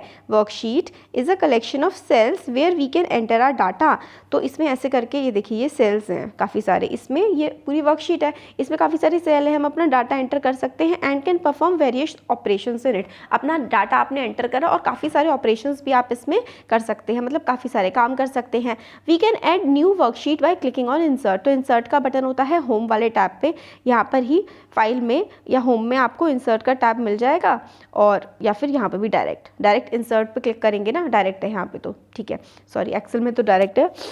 इंसर्ट पे क्लिक करेंगे तो एक और वर्कशीट आपकी आ जाएगी। 3 तो बाय डिफ़ॉल्ट होती हैं, फिर एक और इंसर्ट करनी है तो इंसर्ट वाले बटन पे आप लोगों ने क्लिक कर देना है और आपकी नई शीट खुल जाएगी। We can add new worksheet और बाय शिफ्ट F11 भी दबाएंगे तो भी नई वर्कशीट आपकी आ जाएगी। We can also rename our sheet by clicking on the sheet and selecting rename. तो आप लोग उसको रीनेम भी कर सकते हैं, मतलब अपनी मर्जी से भी नाम दे सकते हैं। कैसे कर सकते हैं? By right clicking on the sheet. इस शीट पर आप कहीं पर भी राइट क्लिक कर दीजिए, राइट क्लिक करेंगे तो रीनेम करने का ऑप्शन आ जाएगा। अब आता है कीबोर्ड शॉर्टकट्स। तो कीबोर्ड में काफ़ी सारे शॉर्टकट्स होते हैं जो हम लोग इसमें इस्तेमाल कर सकते हैं, जैसे कि keyboard shortcut help us to perform our work quickly, मतलब हम लोग अपना काम अच्छे से कर पाएँ without having to use the mouse. तो शॉर्टकट कीज़ का क्या काम होता है कि हम अपने काम को फटाफट अच्छे से कर पाएँ और बिना माउस का इस्तेमाल किए। तो various keyboard shortcuts are listed below. तो काफ़ी सारे कीबोर्ड के शॉर्टकट्स हम लोगों को बता रखे हैं। To select a range of cells we use Ctrl+A। हम लोगों को कई सारे अगर शेल्स यूज़ करने हैं, मतलब सेलेक्ट करने हैं, तो Ctrl+A आपके सारे के सारे शेल्स जितने भी आपने लिखा हुआ है सारे सेलेक्ट हो जाएंगे। Noting Ctrl+A 1 more times help us to select the entire worksheet. तो आपने Ctrl+A किया तो आपका ये सेलेक्ट हो गया, फिर से एक और बार Ctrl+A कर देंगे तो पूरी की पूरी वर्कशीट जितनी भी है सारी सेलेक्ट हो जाएगी। कॉपी करने के लिए आप लोग क्या कर सकते हैं? We use Ctrl+C। कट करने के लिए Ctrl+X। ये कमांड काफ़ी इंपॉर्टेंट होती है। Ctrl+C करा कॉपी हो गया, Ctrl+X किया कट हो गया। और द कॉपीड और cut portion can be pasted with Ctrl+V। Ctrl+V करा तो आपने पेस्ट कर सकते हैं। और Ctrl+Z मतलब अंडू, आपने जो किया है वो एकदम आपने किया, आपने कुछ गलत कर दिया तो Ctrl+Z कर दो, फिर आपका वो चीज़ अंडू हो जाएगी, मतलब वो चीज़ हट जाएगी जो आपने गलती से कर दी है अभी थोड़ी देर पहले। To move quickly to a button to a selected range of cell, control करके प्लस नीचे ऐसे करके कंट्रोल वाला बटन दबाओ और फिर एरो वाला बटन दबा दो, तो फिर आप नीचे की तरफ आराम से, जैसे कि शीट में नीचे जाना है तो Ctrl+डाउन बटन दबा के जा सकते हो। तो similarly using the right arrow we will take quickly to the right of the selected cell. तो Ctrl+राइट, इधर चले जाओ, ऊपर चले जाओ, नीचे चले जाओ। तो ये वाले साइन आप लोग किसी की भी कंट्रोल के साथ इस्तेमाल कर सकते हैं, इधर जाने के लिए, ऊपर इधर कहीं भी जाने के लिए। Ctrl+ आप साइन दबा दो, ऊपर जाना है तो नीचे जाना है तो ये हो गया।